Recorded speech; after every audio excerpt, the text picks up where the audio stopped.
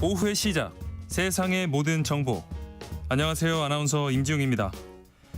단 1안타로 NC의 돌풍을 잠재운 삼성 라이온즈가 오늘 SSG 랜더스와 플레이오프 진출 티켓을 두고 맞붙습니다. 홈런포를 내세운 삼성이냐 아니면 지키는 야구를 하는 SSG냐, 그야말로 창과 방패 대결이 될 전망인데요. 가을 야구 관전 포인트와 함께 추석 연휴 있었던 스포츠 소식들 잠시 후 스포츠 핫 이슈에서 자세히 살펴보겠습니다. 이번 추석 연휴 달고 기름진 음식 먹으면서 평소보다 살이 통통하게 오른 아이들 참 많을 겁니다. 어른들은 이런 통통한 아이들이 보기 좋다고 하는데 이게 소화비만을 유발할 수 있어서 조심해야 한다고 합니다. 오늘 세모정 톡톡 상담소 우리 아이는 왜 시간엔 우리가 잘못 알고 있는 소화 비만 관련 오해와 진실 함께 짚어볼 예정입니다. 계속해서 많은 청취 부탁드립니다. 저희 방송은 KBS 1라디오 유튜브 채널을 통해서도 실시간으로 시청 참여하실 수 있습니다. 여러분의 많은 관심 부탁드리면서 KBS 세상의 모든 정보 지금 시작합니다.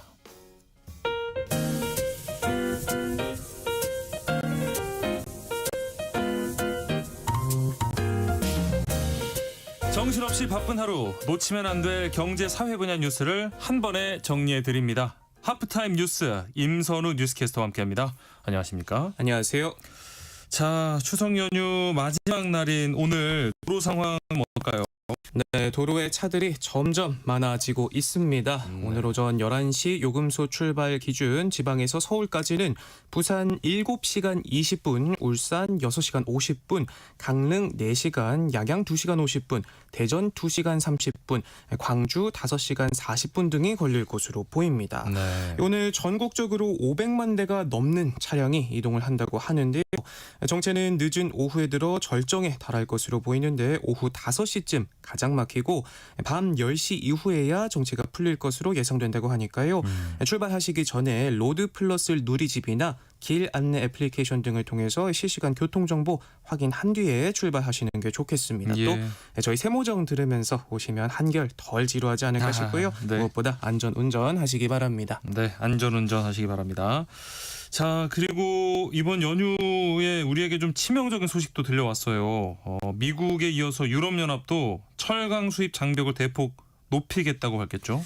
네, 맞습니다. 이미 미국 관세 수출이 줄어든 상황에서 우리나라 철강 최대 수출 시장인 유럽마저 허들을 높이면서 업계는 난감한 상황에 놓였는데요. 예. EU가 유럽 산업을 보호하겠다며 내놓은 대책의 핵심은 관세를 부과하지 않는 수입 쿼터의 총량을 기존 3,300만 톤에서 1,800만 톤으로 절반 가까이 줄이고 예. 수입 쿼터 초과 물량에 적용되는 관세율은 기존 25%에서 50%로 2배 높이는 겁니다. 내년 6월이면 기존 수입 제한 조치인 세이프가드가 종료가 되는데 입법 절차가 마무리되면 그 이전에라도 새 조치가 시행될 수 있다고 밝혀서 우리 입장에선 발등에 불이 떨어진 상황입니다. 네. 지난해 우리나라에서 EU로 수출된 철강 제품 물량만 봐도 44억 8천만 달러, 우리 돈 6조 3천억 원을 넘기면서 미국보다 근소하게 많은데 네. 이미 미국으로부터 50%의 고열 관세 직격 탄핵받고 있는 국내 철강업계 또 다른 악재가 생긴 겁니다. 예. 우리나라는 지난해 260만 톤이 넘는 국가별 무관세 할당량에다가 120만 톤의 글로벌 쿼터를 포함해서 383만 톤을 관세 없이 유럽에 수출했는데 이유는 국가별 수입 쿼터는 개별 협상을 통해 결정한다는 방침이라 한국이 유럽 자동차와 가전제품 생산에도 필수적인 공급망이란 점을 부각할 필요가 있어 보이고요. 예. 이에 대해 정부는 EU가 국가별 물량 배분 시 FTA 체결국을 고려하겠다 명시적으로 밝힌 만큼 조만간 양자 협의를 통해서 최대한 이익을 확보할 방침이다 밝혔습니다. 네.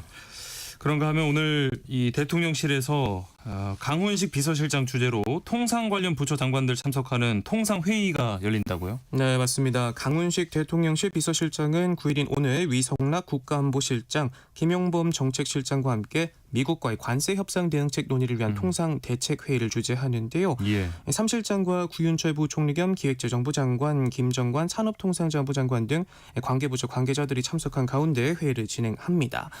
김 장관이 지난 4일이었죠. 미국 뉴욕에서 하워드 슬러트닉 미국 상무장관과 협의한 내용 그리고 후속 협상 상황을 공유하면서 우리 측 대응 방안을 논의할 걸로 보이는데 네. 당시 면담에서 대미 투자 펀드 양해각서 수정안을 제안했지만 미국 측은 수용 의사나 구체적인 재수정안을 제시하진 않은 것으로 전해졌고요. 대통령실 관계자는 특별히 MOU에 대한 답장이 온 것은 아니다 말했고 또 다른 고위 관계자도 협상 답변이 아직 공식적으로 온 것은 아니지만 계속해서 이야기들이 왔다 갔다 하고 있다라고 설명했습니다. 네. 역시 가장 관심이 쏠리는 건 한국 정부가 대미 직접 투자 확대 필요 조건으로 제시한 한미 통화 스와프에 대한 미국 측의 반응이겠죠. 예. 정부는 대미 투자 펀드의 구체적 내용에 대해 상업적 합리성과 감내 가능성, 국익 부합, 상호 호혜적 결과 도출 등 4가지 원칙을 세우고 있는데 이 한미 통화 스와프는 감내 가능성의 핵심 요소로 꼽히는 만큼 미국 측이 보였다는 한국 외환 시장 민감성에 대한 공감대가 어떤 수준이냐와 또 한국 정부가 제안한 MOU 수정안을 두고 발생할 추가 쟁점이 무엇이냐가 향후 협상의 관건이 될 것으로 보입니다. 네. 추석 연휴 기간에도 통상 협상을 위한 대통령실의 움직임은 물밑에서 분주했는데 이달 말 열릴 2차 한미 정상회담까지 양측의 이견을 최대한 좁히는 데 주력할 방침입니다. 네. 이 에이펙 정상회의까지 남은 기간 얼마나 속도가 날지 지켜보겠습니다. 네. 최근에 이 빵값 두고 논란이 계속되고 있는데 특히 베이글 가격이 많이 올랐다고요? 네, 최근 한 경제 유튜버가 이 빵플레이션을 잡겠다 990원짜리 소금빵을 팔아 큰 주목을 받기도 했죠. 예. 거센 업계 반발에 일주일 만에 중단되긴 했지만 그만큼 민감한 현실을 그대로 보여줬는데 한국 신용 데이터가 분석을 해봤더니 이 빵플레이션 장난이 아닙니다. 네. 올 상반기 가장 많이 빨린 빵 10종류를 조사를 해봤더니 그중 베이글 가격이 가장 많이 올랐는데 네.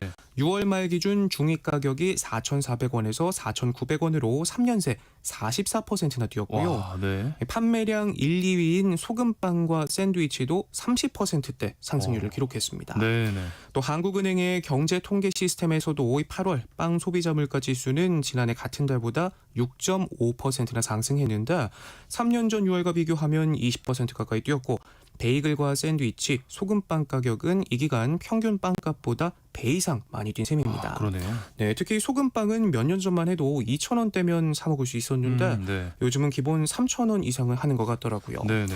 이렇게 빵값을 포함해 먹거리 물가 최근 5년간 20% 넘게 급등하면서 부담을 키우고 있습니다.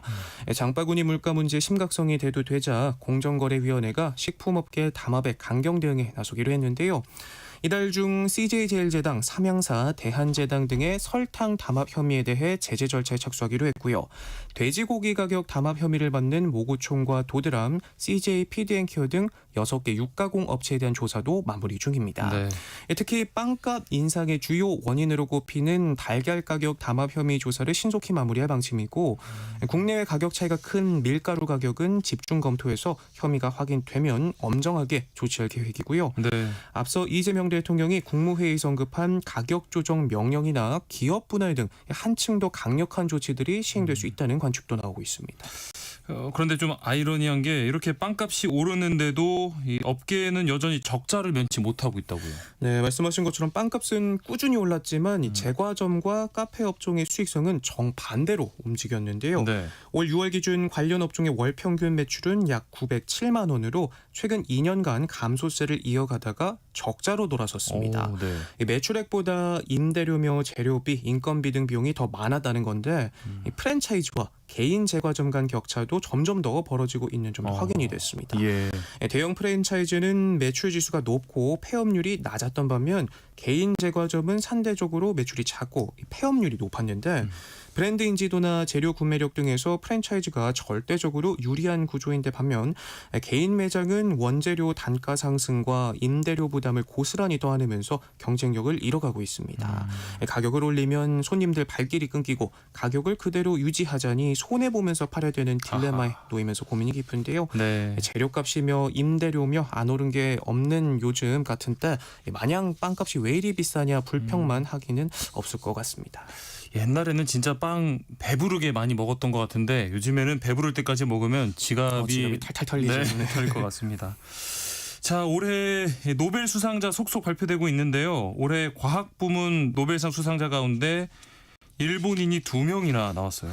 네, 맞습니다. 스웨덴 왕립과학원 노벨위원회는 일본의 기타가와 스스무 교토대 특별교수를 올해 노벨 화학상 수상자로 선정했는데요. 네. 리처드 롭슨 호주 멜버른대 교수, 오마레야기 미국 UC 버클리대 교수와 공동 수상했습니다. 네. 이들은 금속 유기 골격체 MOF라는 새로운 분자 구조를 만든 공로를 인정받았는데 기타가와 교수의 노벨 화학상 수상으로 일본은 올해 과학 분야에서만 2명째 수상자를 배출했습니다. 네. 지난 6일엔 사카구치 시몬 오사카대 석좌 교수가 노벨 생리의학상 공동 수상자로 선정되면서 10년 만에 한 해 2명이 노벨상을 수상하는 쾌거를 이뤄냈는데요. 네. 외국 국적 취득자 4명을 포함해 일본인 개인이 노벨상을 받은 건 30번째고 단체로는 지난해 평화상을 수상한 히단쿄 한 곳이 있다고 합니다. 이 일본의 과학 부분 노벨상 수상이 이번이 뭐 처음도 아니고 꽤 잦았어요. 그래서 한편으로는 좀 부러운 마음도 들고요. 네, 네. 올해까지 일본의 과학 부문 노벨상 수상자는 총 27명에 달하는데요. 네. 이 가운데 70%인 19명이 2001년 이후에 상을 받았습니다. 국내 과학계에서는 일본이 과학 부문 노벨상을 받는 일이 잦아지는 첫 번째 이유로 기초과학에 대한 꾸준한 투자를 꼽고 있는데요. 네. 한국연구재단의 자료를 보면 노벨상 수상자들이 연구 착수에서 수상까지 평균 31.8년이 걸리는 것으로 나타났습니다. 네. 일본이 1970년대 이후 정부 차원에서 적극적인 기초과학 투자를 한 성과가 21세기 들어 폭발적으로 나타나고 있다는 얘기기도 하겠죠. 예. 반면 한국 상황은 일본과 다소 다릅니다. 정부 차원에서 적극적인 기초과학 투자가 이뤄진 건 2010년대 이후인데 단순 계산만 해봐도 한국이 과학 부문 노벨상의 유력 후보국이 될 날은 앞으로 10수년은 더 걸릴 수 있다는 얘기로도 해석할 수 있겠죠. 네.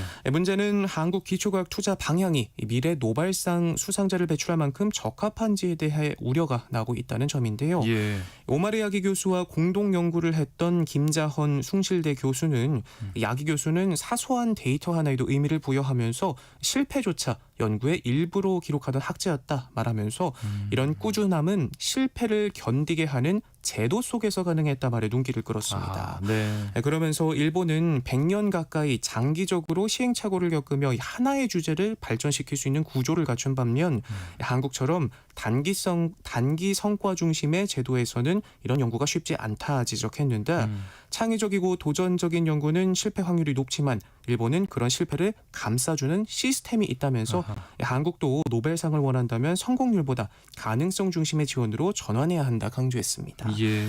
특히 한국은 과제 주기가 짧고 정책이 10년 단위로 바뀌면서 연구자들이 주제를 계속해서 바꿔야 한다 지적하기도 했는데 실제로 우리나라의 정부 연구개발 과제는 대부분 단기 성과 중심 구조로 돼 있다고 합니다. 논문과 특허 수가 곧 평가 기준이 되고 과제가 끝나면 연구비도 끊긴다고 하는데 네. 정책 방향이 바뀌면 연구 주제 역시 유행처럼 바뀌는 바람에 누적 연구가 어려운 게 현실이라고 하고요. 이번 노벨상 수상을 계기로 한국도 시간을 버틸 수 있는 과학 정책으로 전환해야 한다는 게 전문가들의 공통된 의견입니다. 예. 아무래도 일본 하면 좀 이렇게 한우물을 파는 그런 장인 정신, 장인 문화가 발달돼 있잖아요. 이 노벨상 과학 부문 이 성과도 그런 차원에서 좀 차이를 보이지 않나 하는 생각이 듭니다. 네. 자, 다음 뉴스로는요. 이번 추석 연휴에 뭐 곳곳에서 중국인 관광객들이 꽤 많이 보이던데 중국도 국경절 연휴잖아요. 한국을 찾은 관광객들이 많았나 봐요. 네, 연휴를 앞두고 시행된 중국인 단체 관광객 무비자 제도와 중국 최대 명절인 국경절이 맞물리면서인데요.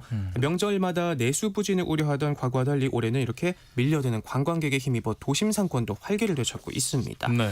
인천국제공항공사에 따르면 국경절 기간 중국에서 입국한 여객 수는 코로나19 이후 최대치를 기록했는데 올해 예약에 따른 전망치는 작년보다 30% 넘게 늘어난 13만 명이 넘고요. 하루 평균 여객도 올해 17,000명에 육박합니다. 서울 주요 상권들도 중국 특수를 톡톡히 노리고 있습니다.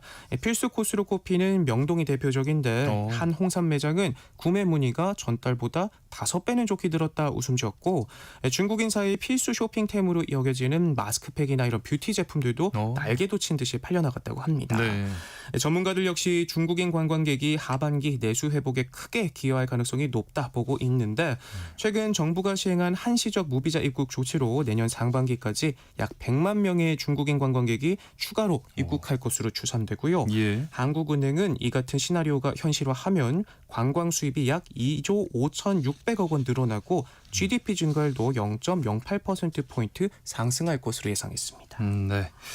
자, 그런데 이렇게 관광객이 급증하면서 민폐 논란도 일고 있고 불법 체류도 우려되는 상황이라고요? 네, 맞습니다. 국적 불문 어딜 가나 민폐 관광객들 있기 마련이지만 이번 중국인들의 무비자 조치가 재개되고 나서 눈살찌 뿌려지는 일들이 속속 목격되고 있습니다. 네. 한 온라인 커뮤니티에는 추석 연휴를 맞아 가족과 함께 제주를 찾았다는 누리꾼의 글이 올라왔는데 네. 천연기념물인 용머리 해안에서 충격적인 일을 목격했다고 합니다. 예. 한 여자가 아이를 바닥에 앉혀 그대로 볼일을 보게 하더니 닦은 물티슈를 바다에 그대로 던지고 용변도 그대로 바닥에 남겼다면서 옆에 가이드로 보이는 사람마저도 아무런 제지가 없었고 확인을 해봤더니 중국계 단체였다고 한다 썼는데요. 이 게시글은 하루 사이 6만 건이 넘는 조회수를 기록하면서 논란을 키웠습니다. 네. 이뿐만 아니라 제주도를 찾은 중국인 여성이 시내버스에서 담배를 피우는 모습이 포착되기도 했고 대로변에서 용변을 보거나 화단과 공공장소에서 아이들을 볼일을 보게 하는 일도 허다하고 신호도 무시한 채 길을 건너는 중국인 관광객 무리부터 이들이 다녀간 뒤 쓰레기로 초토화된 편의점 모습이 여러 차례 목격되는 등 무질서 논란이 퍼지고 있고요. 그런가 하면 추석 연휴 동안에는 충남 태안 해역으로 밀입국하려던 중국인 8명이 모두 구속되기도 했는데 대부분이 이미 한 차례 불법 체류로 강제 출국당한 전력이 있는 것으로 확인된 데다 2년 전 충남 보령 앞바다에서 22명이 적발된 이후 최대 규모라고 하는 만큼 유커들의 방문에 내수 경제가 활기를 띠는 점은 반갑지만서도 네. 이런 뉴스들을 접할 때면 최소한의 안전장치나 모니터링 시스템부터 갖춰야 하는 것 아닌가 우려가 되기도 합니다. 네. 자, 내일까지 뭐 연차를 쓰셔서 주말까지 연휴이신 분들도 계시겠지만 또 이제 내일 출근하시는 분들 다음에는 또 언제 이렇게 쉬어보나 하고 달력을 뒤적이실 것 같은데 다음 황금 연휴는 언제 있을까요? 네, 직장인들의 눈은 벌써부터 이미 다음 연휴로 향하고 있는데요. 네. 언제 연차를 써야 잘 썼다고 소문이 날지 한번 정리해봤습니다. 예. 먼저 당장 오는 12월 성탄절이 목요일입니다. 26일 금요일에 연차를 쓰면 주말을 합쳐 총 4일을 쉴 수 있는데요. 어허. 만약 올해 남은 연차가 있다면 12월 말일과 내년 1월 2일에 사용하는 것도 꿀팁입니다. 네. 주말을 포함해서 최대 5일 연휴가 생기고요. 아쉽게도 긴 연휴가 있었던 올해와 달리 내년에는 이런 황금 연휴가 없는 편이기 때문에 연말과 내년 연초에 연차를 미리 땡겨 쓰는 것도 좋은 방법이 될 수 있겠습니다. 네. 그럼 내년 설은 얼마나 쉬나 보면 주말을 포함해서 5일간인데 이틀 정도 연차를 쓴다면 최대 9일을 쓸 수 있고요. 내년 1월은 신정 연휴를 제외하면 공휴일이 없고 3월에도 3일절이 주말이라 대체 휴일 하루만 있기 때문에 내년 2월 연차로 잠시 쉬어가는 시간을 만드는 것도 나쁘지 않을 것 같습니다. 네. 마지막으로 가정의 달인 5월의 첫날은 근로자의 날로 금요일이고요. 어린이날이 화요일이기 때문에 4일 연차를 쓴다면 최대 5일을 쓸 수 있고 같은 달 24일 부처님 오신 날은 주말이기 때문에 다음 날인 월요일이 대체 휴일로 적용된다는 거 알아두시면 좋겠고요. 네. 주말을 포함해서 3일 정도 짧은 연휴지만 5월 한 달 동안 공휴일이 적지 않은 만큼 가족과 함께하는 뜻깊은 시간 보낼 수 있을 것 같습니다. 네. 미리미리 계획 알차게 세우시고 오늘이 연휴 마지막 날이지만 내일 하루 또 열심히 일하면 주말이 오니까요. 모두 파이팅 하시고 남은 시간 즐겁게 보내시기 바랍니다. 네. 하프타임 뉴스 여기까지 하겠습니다. 지금까지 임선우 뉴스캐스터와 함께했습니다. 고맙습니다. 고맙습니다. KBS 라디오 세상의 모든 정보 함께하고 계신 지금 시각 12시 33분입니다. 이 시각 교통정보 알아보겠습니다. 이 시각 교통정보입니다. 추석 연휴 마지막 날인 오늘 고속도로는 귀경 정체가 길게 이어지고 있습니다. 지금 서울로 출발하신다면 부산에선 7시간 20분, 목포에선 6시간 40분, 광주에선 5시간 50분 정도 걸리겠습니다. 귀경 정체는 오후 5시쯤에 가장 혼잡하겠고요. 밤 10시쯤부터 해소가 되겠습니다. 경부고속도로 서울 방향 옥산에서 청주 휴게소까지 막히고요. 이후로 양재에서 반포까지 정체입니다. 서해안고속도로 서울 쪽으로 대명터널에서 동서천 분기점까지 밀리고요. 일직분기점에서 금천까지 막힙니다.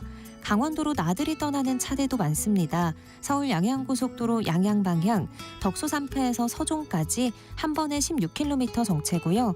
서울에서 강릉까지는 3시간 정도 걸립니다. KBS 교통정보센터에서 유하영입니다.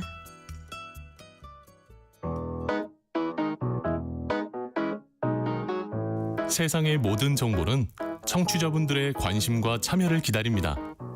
방송 들으시면서 궁금한 점이 있거나 의견 공유하고 싶은 분들 계시면 문자 보내주세요.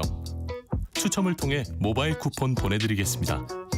참여하실 번호는 샵 9730이고요. 짧은 문자 50원, 긴 문자 100원의 이용료가 부과됩니다.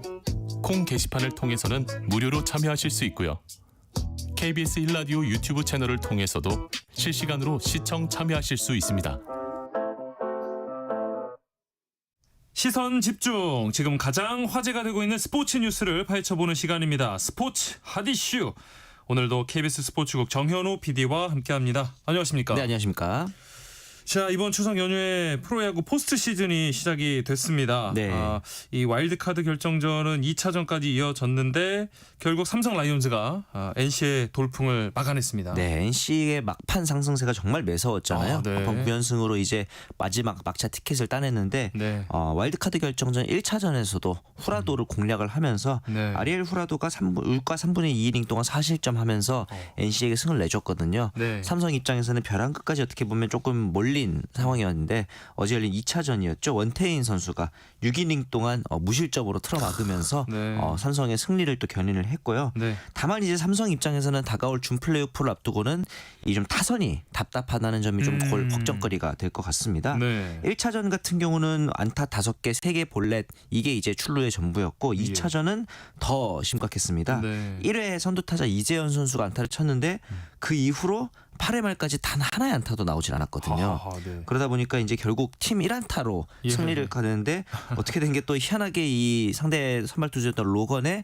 연속 밀어내기 볼넷을 예. 틈타 3대 0으로 승리를 하긴 했습니다만 여전히 조금 답답한 경기였던 건 사실이거든요. 네. 삼성하면 또 이제 기대되는 부분이었던 홈런 같은 그렇죠. 경우도 1차전에 이성규 선수가 때려낸 홈런포가 유일했고 구자욱, 디아즈, 김영웅, 삼성이 자랑하는 이 왼손 중심 타선들 같은 경우는 네. 두 경기 동안 안타가 단 하나밖에 없는 어떻게 보면 굉장히 심각한 타격 부진에 빠져 있는 상황이었습니다. 네. NC 같은 경우는 이번 시즌 특히나 조금 감회가 새로울 수밖에 없는 게 어떻게 보면은 시작하자마자 홈구장에서 또 불의의 사고가 발생하면서 그렇죠. 예, 네. 시작하면서 좀 심통한 분위기가 이어졌고 홈 경기를 이어가지 못하는 네. 불이익 측면이 좀 있었거든요. 네네. 그럼에도 불구하고 하위권에서부터 계속 반격의 발판을 마련해 왔었고 막판에는 거의 부상자들이 속출하는 시즌이었습니다. 네. 박민우, 박건우, 김영준 선수가 모두 지금 손목이라든가 허리, 햄스트링 전반적으로 부상이 많은 상황이었거든요. 예. 그럼에도 불구하고 모두 뛰겠다라는 이제 마음을 가질 정도로 소위 말하는 원팀이 되는 모습을 보여줬기 때문에 네. 이호준 감독이 와일드카드 2차전 경기를 앞두고 취재진 앞에서 눈물을 보일 정도로 원래 이런 공식 성상에서는 그런 감정을 잘 나타내지 않는 편인데 네. 그 정도로 이번 시즌 NC가 보여준 투혼이 대단하지 않았나라는 생각도 들었습니다. 네. 자, 그리고 잠시 후면 이 준 플레이오프가 시작이 되는데요. 네. 삼성 라이온즈는 최원태 선수, SSG 랜더스는 미치 화이트 선수가 선발 투수로 예고가 됐어요. 그렇습니다. 잠시 후 2시부터 이제 경기가 시작될 예정인데 네. 이 양 팀의 포스트 시즌 대결이 굉장히 오랜만입니다. 네. 삼성 같은 경우는 이제 당시엔 SK였던 아하. SSG의 전신이었던 SK와 2012년도에 만난 게 마지막이거든요. 13년 전이요. 네, 무려 13년 전입니다. 네. 이 당시에 이제 그 전까지는 2010년, 11년, 12년 3년 연속 한국 시리즈에서 맞붙었을 정도로 굉장히 좀 라이벌 관계가 형성이 돼 있었거든요. 네. 두 팀의 경우는 심지어 준 플레이오프까지 이제 준 플레이오프에서 이 두 팀이 만난 거는 22년까지 거슬러 올라가야 됩니다. 2003년까지 거슬러 올라가야 됩니다. 예. 22년 만에 준 플레이오프 맞대결이 되겠고요. 삼성에서 이제 내세운 선발 70억의 몸값을 자랑하는 최원태 선수인데 네. 이 가을 야구에서는 조금 부진한 모습이 있습니다. 예. 일단 그 와일드카드 1차전에서도 등판을 해서 몸에 맞는 볼을 내주고 4구 만에 강판이 바로 돼버렸단 말이죠. 네. 이러면서 이제 최원태 선수 같은 경우는 이제 2022년 키움에서는 가을 야구에서 좋은 모습을 보여줬지만 LG로 옮긴 이후에는 또 가을 야구에서 좀 안 좋은 모습이 있었기 때문에 네. 이번 시즌 삼성과 계약한 이후에 좀 어떻게 보면 몸값을 보여줘야 된다라는 좀 부담감이 있을 것 같긴 해요. 네. 그나마 좀 이제 긍정적인 측면이라면 이번 시즌 SSG를 상대로는 성적이 좋습니다. 아하. 이번 시즌 평균 자책 4.92를 기록을 했었는데 네. SSG 상대로는 5경기 선발 등판에서 평균 자책이 3점대 오. 초반으로 비교적 강한 모습을 보여주고 예. 있다는 점이 되겠고 네. 삼성 입장에서는 또 이제 한 가지 눈여겨볼 대목이 3위로 진출했을 때보다 오히려 4위로 올라왔을 때 준플레이오프에서 또 성적이 좋았습니다. 3위로 나섰을 때는 한 번 빼고 모두 패배를 맛봤었는데 4위로 준플레이오프에 나섰을 경우에는 업셋을 4번이나 성공을 했었습니다. 예, 통산으로 네. 봤을 때 LG만큼이나 준플레이오프에 강했던 팀이기 때문에 삼성은 이 부분이 좀 기대가 될 것 같고요. 네. SSG는 1차전 화이트 그리고 2차전 앤더슨 선수가 나설 예상인데 앤더슨 선수가 장염 증세가 좀 있었습니다. 아하, 그래서 네. 지금 링게를 받고 회복 중이라고 하는데 2차전에 나서는데 문제는 없다고 하지만 과연 정말로 문제가 없을지 왜냐하면 앤더슨 선수 이번 시즌에 MVP 후보로 거론될 만큼 그렇죠. 탈삼진 부분에서는 특히나 압도적인 능력을 보여줬었거든요. 네. SSG는 이제 삼성의 강타선을 화이트, 앤더슨 두 선수가 좀 최대한 오래 선발진이 막아주는 것이 중요하지 않을까 하는 생각도 듭니다. 네. 이번 대결을 두고 뭐 창과 방패 싸움이다 이런 표현도 하는데 네. 사실 지난 이 와일드카드 결정전 보면 삼성의 창이 좀 많이 무뎌진 모습이었거든요. 그렇죠. 앞서 네. 말씀드린 것처럼 이 타설이 계속 터지지 않는 모습이었는데 네. 와일드카드 결정전에서 팀 타율이 무려 1할 1푼 5리까지 떨어져 있는 아이고. 상황이었습니다. 예. 득점권 상황에서 적시타 하나도 없었고요. 네. 앞서 말씀드린 이 디아즈는 7타수 무안타였습니다. 허허. 디아즈가 역시 이번 시즌 가장 핫한 외국인 타자였는데 그렇죠. 심지어 이 1, 2차전에 열리는 인천 SSG 랜더스필드에서는 타율이 구장별 성적 중에 가장 낮은 2할 1푼을 기록을 하고 있거든요. 네. 그나마 다행인 점은 팀 내에서 이 랜더스필드에서 홈런이 가장 디아즈 선수가 많은 4개를 쳤다는 점은 그래도 좀 장타력이라는 건 사실 어허. 한번 계기로 살아나면 또 급격하게 상승하는 측면도 있거든요. 네. 그런 소위 말하는 물꼬를 터주기를 삼성은 좀 그렇죠. 기대가 될 것 같고 네. SSG도 사실 뭐 방패라고 표현은 했습니다만 방패로 상대를 찍어버리는 팀입니다.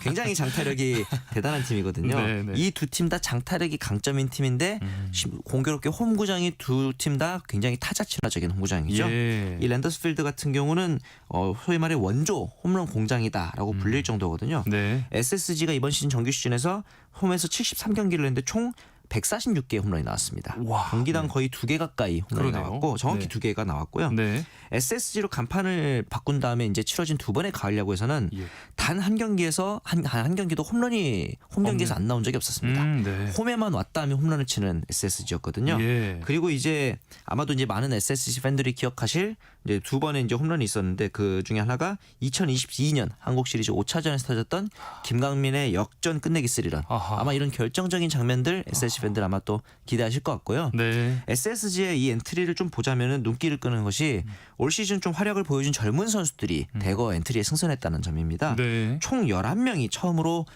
가을 야구에 이제 발을 밟아보게 됐는데 와. 특히나 이 이율예 포수 같은 경우는 네. 구단 최초로 고졸 야수 신인으로 포스트 시즌 엔트리에 포함이 됐습니다. 네. SSG 역사상 이 고졸 야수 신인이 포스트 시즌 엔트리에 등록된 게 처음이기 때문에 아하. 또 시즌 마지막 경기에서 어떻게 보면 굉장히 극적인 홈런을 보여줬잖아요. 네, 네, 이번 연습 경기에서도 지금 장타력을 뽐내고 있다는 이제 뉴스가 들려오고 있기 때문에 아하.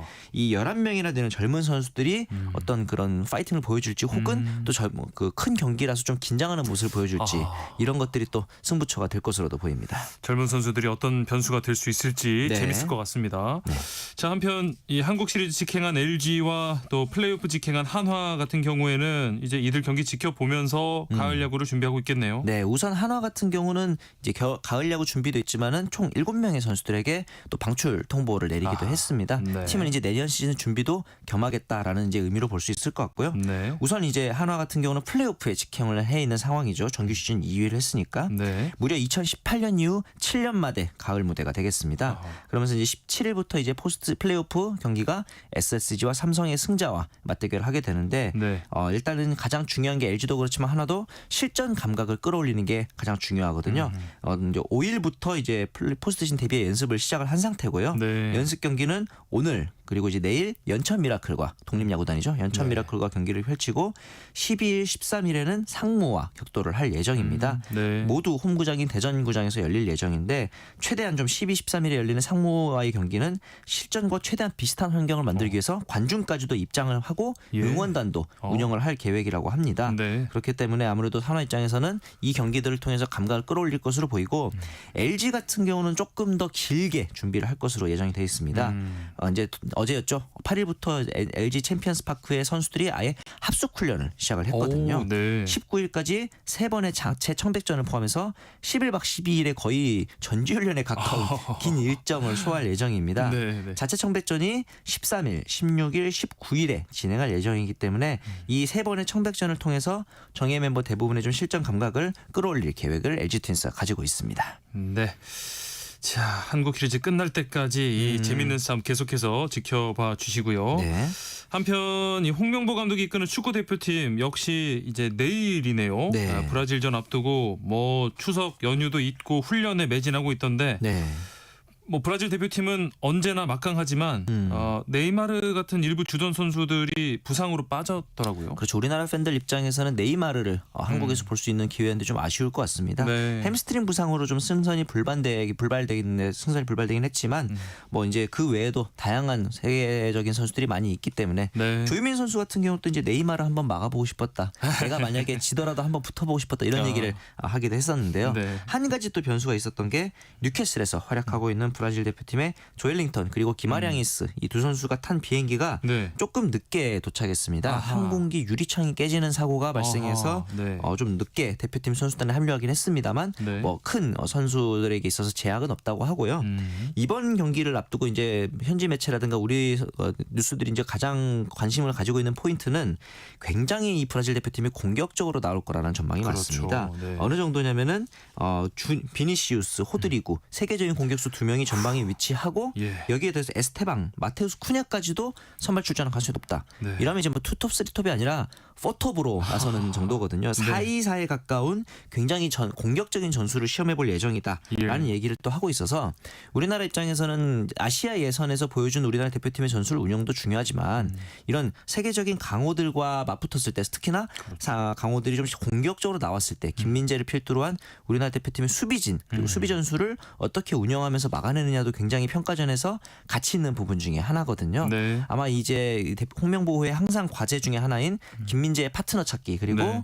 이 3백으로 전술을 변환했을 때의 적응 여부 이런 것들을 아마 브라질과의 평가전에서 아마 내일 가장 좀 실험해보기 좋은 기회가 아니지 않을까 그런 또 생각도 해봅니다. 네.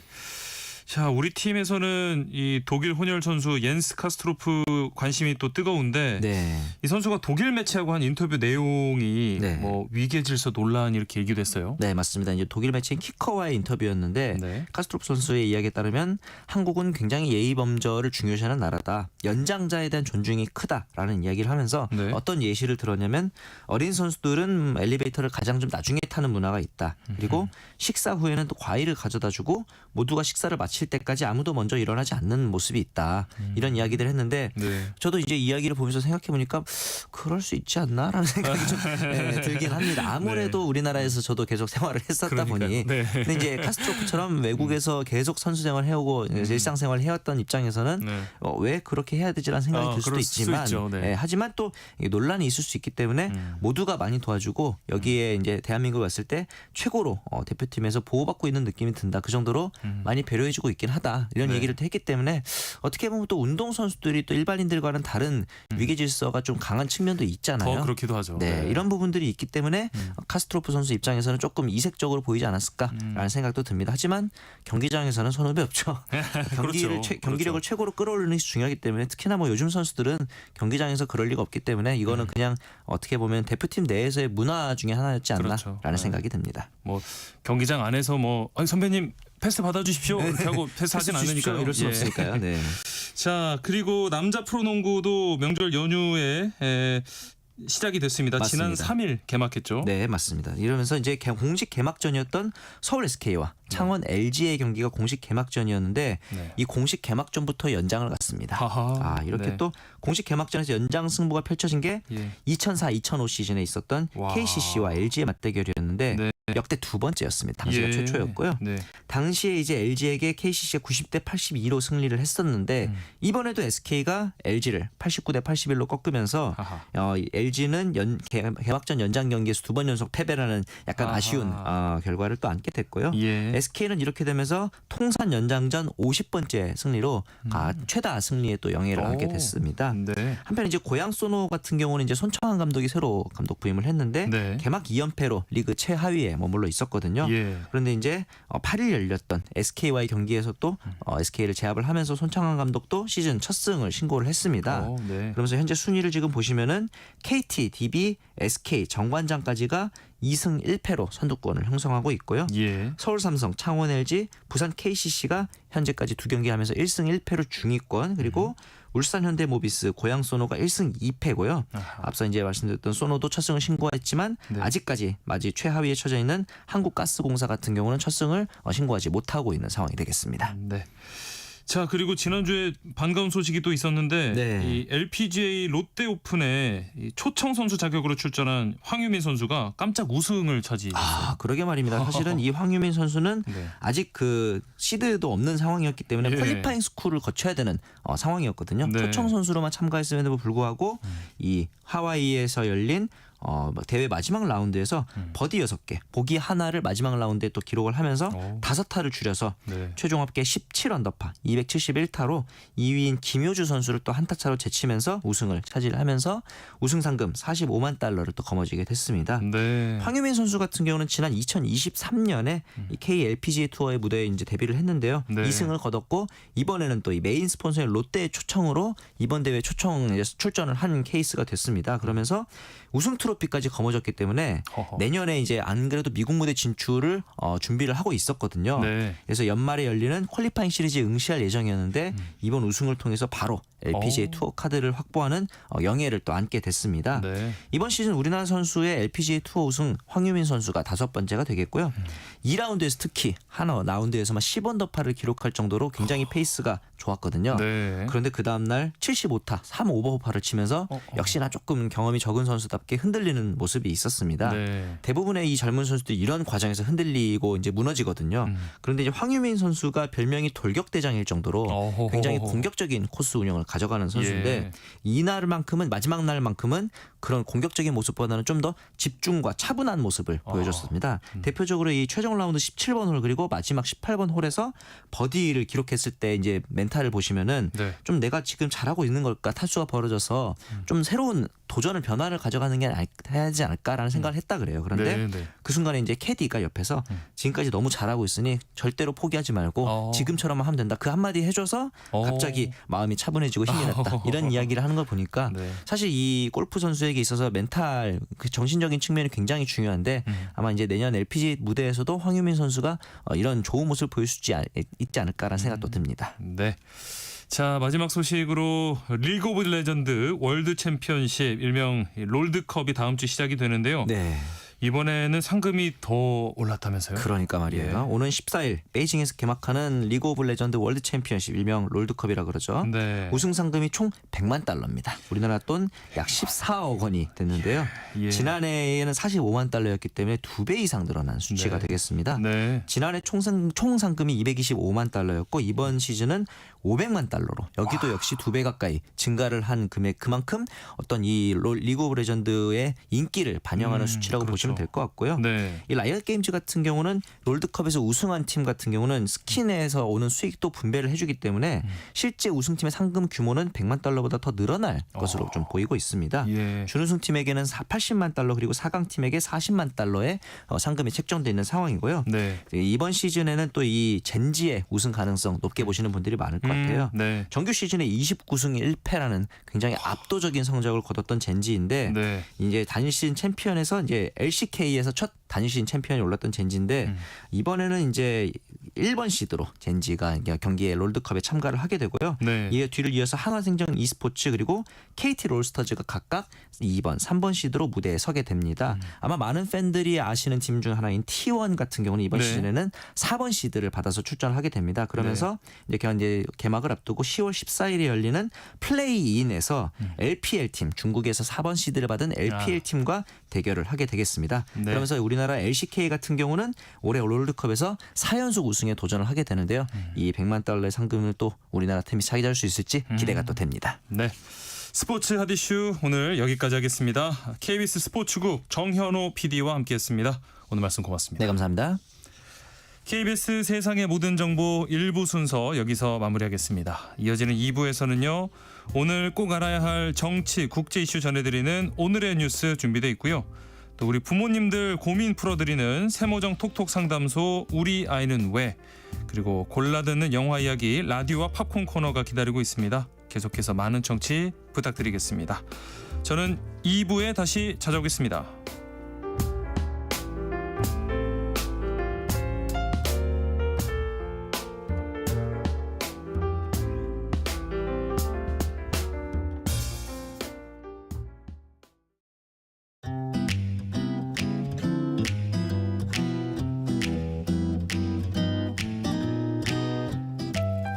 안녕하세요. 바른말, 고운말입니다.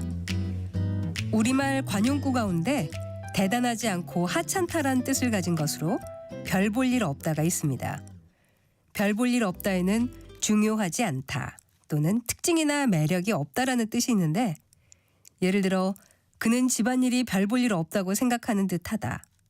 그가 겉보기에는 좀 허술해 보여도 별 볼 일 없는 사람은 아닙니다. 같이 말할 수 있습니다. 그렇다면 별 볼 일 없다에 띄어쓰기는 어떻게 하는 것이 맞을까요? 별 볼 일을 모두 띄어서 쓸 것 같기도 하고 또 모두 붙여서 쓸 것 같기도 해서 혼동되는 분들도 있을 겁니다. 여기서 별은 보통과 다르게 두드러지거나 특별한의 뜻을 갖는 관형사입니다. 관형사는 뒤에 오는 말과 띄어서 쓰게 돼 있으니까 별 볼 일은 세 음절을 모두 띄어서 씁니다. 그런데 이와는 달리 뒤에 말과 붙여서 쓸 때도 있습니다.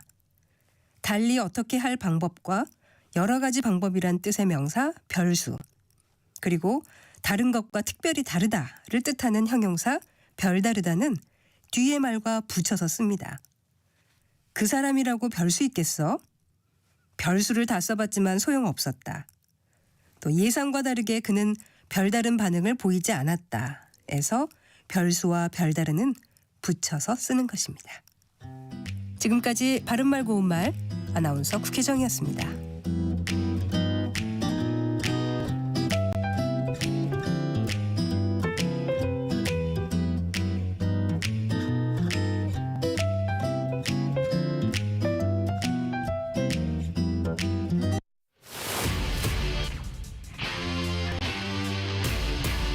토론에 정답은 없습니다. 토론이 세상을 바꿀 수도 없습니다. 하지만 질문은 새로운 세상을 만들 수 있습니다. 질문으로 올바른 세상을 만드는 첫걸음. 평일 저녁 7시 20분 KBS 열린 토론.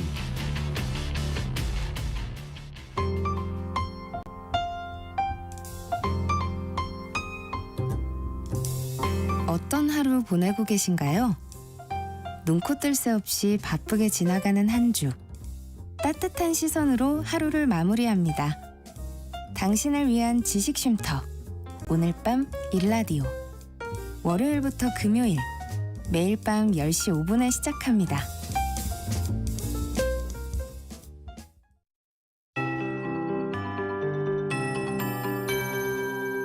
KBS 58분 날씨.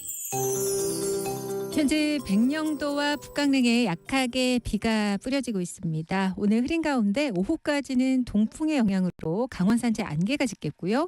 이런 가운데 강원 동해안과 산지 쪽에 비가 조금 더 이어지겠습니다. 그리고 곳곳에 빗방울이 떨어지는 곳이 있겠습니다. 내일은 오전에 인천과 중북부에 비가 시작이 됩니다. 오후부터는 서울 및 그 밖의 중부지방으로 비는 확대 때 되겠습니다. 수도권과 강원은 모레까지 비가 간간히 이어질 텐데요. 남쪽은 맑겠습니다. 그래서 이 중부와 남부지방 기온 양상이 조금 다르게 나타나겠습니다.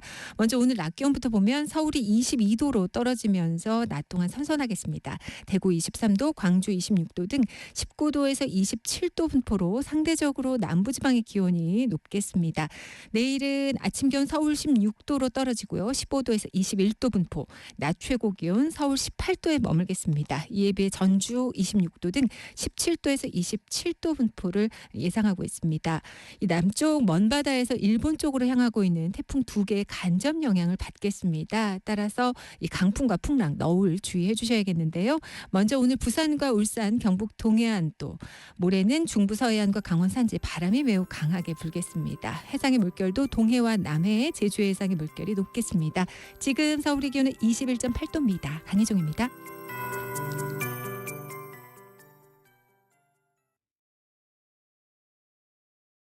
정성을 다하는 국민의 방송 KBS가 한시를 알려드립니다.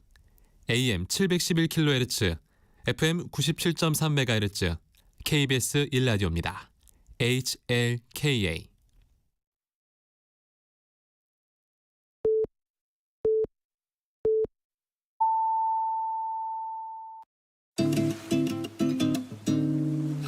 나른한 오후를 책임질 영양 만점 지식 비타민. 세상의 모든 정보.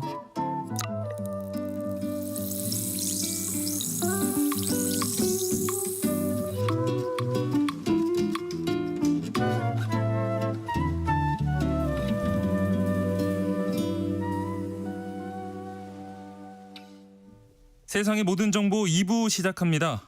2부에서는 정치 국제 이슈를 전해드리는 오늘의 뉴스, 또 청취자 여러분들의 작은 궁금증도 신속 정확하게 해결해드리는 세무정 톡톡 상담소 목요일 코너로 우리 아이는 왜 시간이 기다리고 있습니다. 자고로 아이는 통통해야 한다. 아이 키울 때 자주 듣는 얘기 중 하나죠. 그런데 과연 이 얘기는 진실일지, 이 소아 비만에 대한 오해와 진실들 오늘 샅샅이 파헤쳐 보겠습니다. 관련해서 궁금한 점 있으신 분들 문자로 편하게 보내주시기 바랍니다. 저희가 상담도 해드리고요. 또 추첨을 통해서 총 5분께 모바일 햄버거 쿠폰 보내드리겠습니다. 문자 보내실 곳은 샵 9730번입니다. 샵 9730. 짧은 문자는 50원, 긴 문자는 100원의 정보 이용료가 있고요. 콩 게시판에서는 무료로 참여하실 수 있습니다. 그럼 먼저 라디오 정보센터 뉴스 전해드립니다.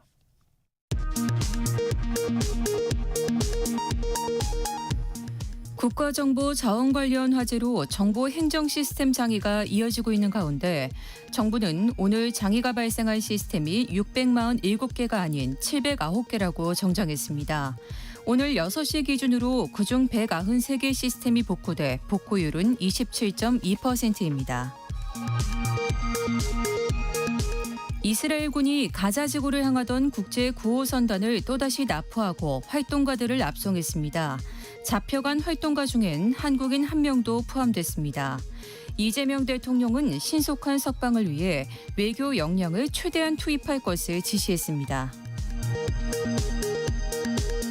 관세 정책의 여파 속에서 한국의 미국 수입 시장 내 입지가 약화한 것으로 나타났습니다. 한국무역협회가 미국 상무부 통계를 분석한 자료에 따르면 올해 7월까지 미국의 10대 수입국 순위에서 한국은 10위를 기록했습니다. 트럼프 행정부가 출범하기 직전인 지난해에는 7위였습니다. 수도권과 지방 아파트 가격 격차가 약 17년 만에 가장 커진 것으로 나타났습니다. 한국은행 경제통계 시스템에 따르면 지난 7월 아파트 매매 실거래 가격 지수는 수도권이 152, 지방이 105.2로 집계됐습니다. 수도권 지수의 지방 대비 비율 1.4449는 지난 2008년 8월 이후 최고치입니다. 지금까지 라디오 정보센터 뉴스 정한나였습니다.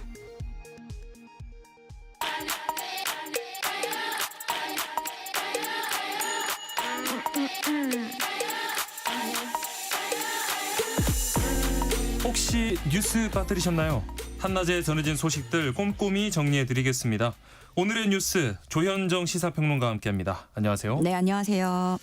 자, 오늘 오전에 들려온 소식인데요. 2년간 이 가자 지구에서 전쟁을 벌여온 이스라엘과 하마스가 휴전협정 1단계 합의했다고요. 네, 트럼프 대통령이 먼저 트루스 소셜로 밝혔는데요. 네. 이스라엘과 하마스가 평화구상 첫 단계에 서명했다는 소식을 전하게 돼 매우 기쁘다.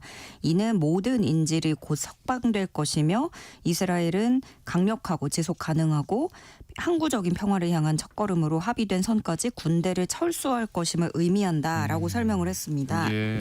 네, 유의미한 지점은 이스라엘과 하마스도 1단계 합의 뜻을 확인을 했다는 점이에요. 네. 네타냐후 이스라엘 총리가 트럼프 대통령하고 통화를 한 직후에 이스라엘 국가의 외교적 성공이자 국가적 도덕적 승리다. 인질들은 모두 데려올 것이다라고 했고요. 네. 또 트럼프 대통령을 치켜 세웠습니다. 트럼프의 리더십으로 인해서 이스라엘 안전, 우리 인질들의 자유에 대한 변함없는 헌신, 트럼프 대통령께 감사드린다.